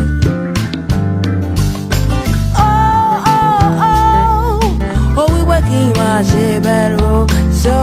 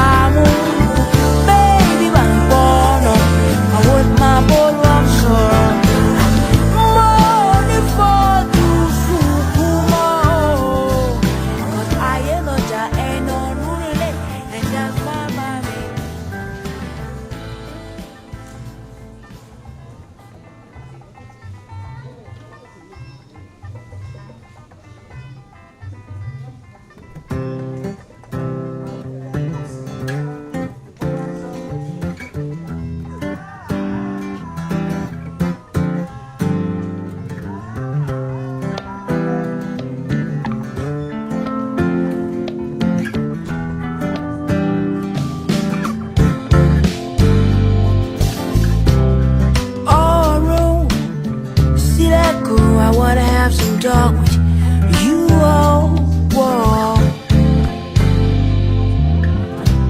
Nítorí rẹ̀ mo ṣe lọ́lá, nítorí rẹ̀ mo ṣe ń ṣoge, nítorí rẹ̀ mo ṣe ra mọ́tò, mo wọlé, mo bọ́lúwa mi sọ̀rọ̀. Nítorí rẹ̀ mo ṣe wà láyé, nítorí rẹ̀ mo ṣe wàṣọ sára, nítorí rẹ̀ mo jí lówùrọ̀, mo wáyé mi lóde yé, yeah.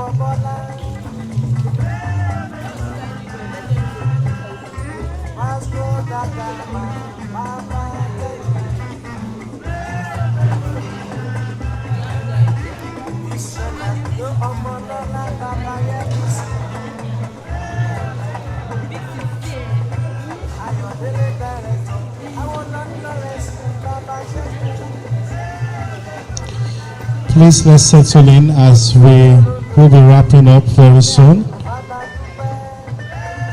I hope we had a nice time today. Protocol, security, etiquette. Which was the best? All of them. So let's put our hands together for all our facilitators. Thank you very much. And of course, put your hands together for yourselves. For yourselves. Thank you very much. And we hope at the end of today, now you'll be able to maximize what you've learned in our classroom. All right, ladies and gentlemen, in time, we need to wrap up. This time to give us the vote of thanks at this one-day training. I'd like to respectfully invite our mother, Her Excellency, the wife of the Deputy Governor. Please join me as I welcome Mrs. Oluremi Amzat. Can we please give her the Lagos applause? Make it big, better for Her Excellency.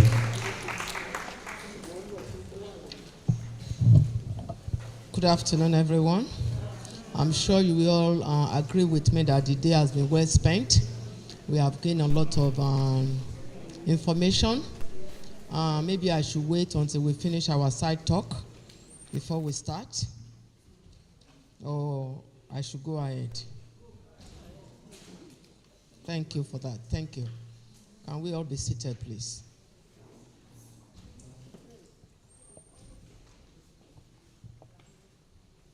The First Lady of Lagos State, Dr. Mrs. Claudiana Ibijoke Sanwo-Olu. The Commissioner of Police, Lagos State, CP Olorundara Chimo. Mommy, our greetings to him. The Deputy Commissioner of Lagos State, DC Ayo Akin. We still send our mommy to say hi to him and say we really appreciate him. The Chairperson, Police Officers' Wives, POA. Thank you, Mommy. Mrs. Riskat Jima. Our distinguished facilitators, Mrs. Oluyemi Kalesanwo, Retired Permanent Secretary, Minister of Women Affairs and Poverty Alleviation, WAPA. Mommy Dame, Maureen Fatai Williams. We say thank you. We appreciate you. Wife of the former APC Chairman, Lagos State, Chief Mrs. Adetoun Ajomale. Mommy, Eshegoni, Agbanya Dale Funwa. My darlings, Cowlso sisters, my Okoniwa sisters, my reliable sisters, my resourceful sisters. We say thank you to you. There's nothing we can do alone without you, without your support. Like I always say, thank you so much. We appreciate you. Distinguished invited guests, gentlemen of the press, ladies and gentlemen, I say good afternoon to us all.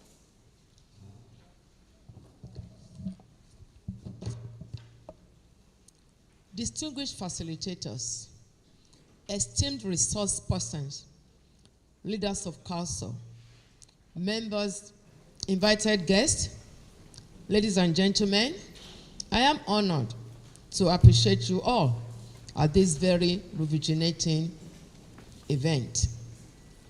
I especially commend and appreciate the First Lady of Lagos State, my darling sister, the chairperson of Cowlso, Dr. Mrs. Ibijoke Sanwo-Olu, for her exemplary leadership, vision, and steadfast commitment to promoting excellence, discipline, and value-driving service within Cowlso.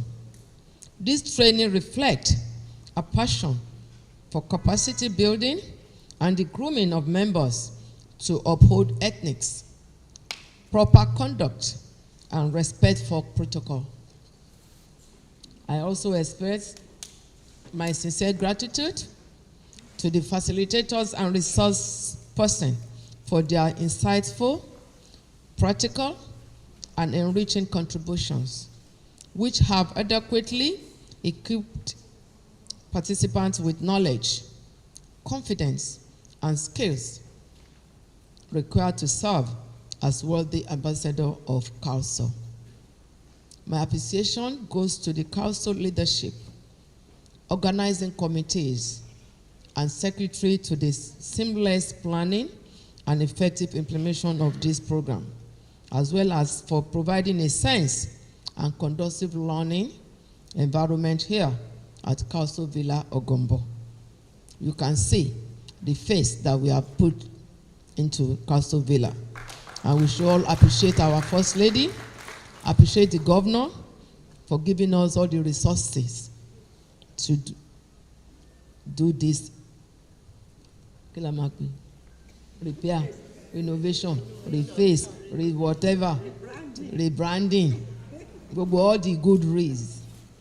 In conclusion, I thank all participants for your commitment and charge you to uphold the lessons that learned at this training event. Together, under this purposeful leadership, we will continue to strengthen Cowlso and advance its noble ideas. Thank you all for your rapt attention.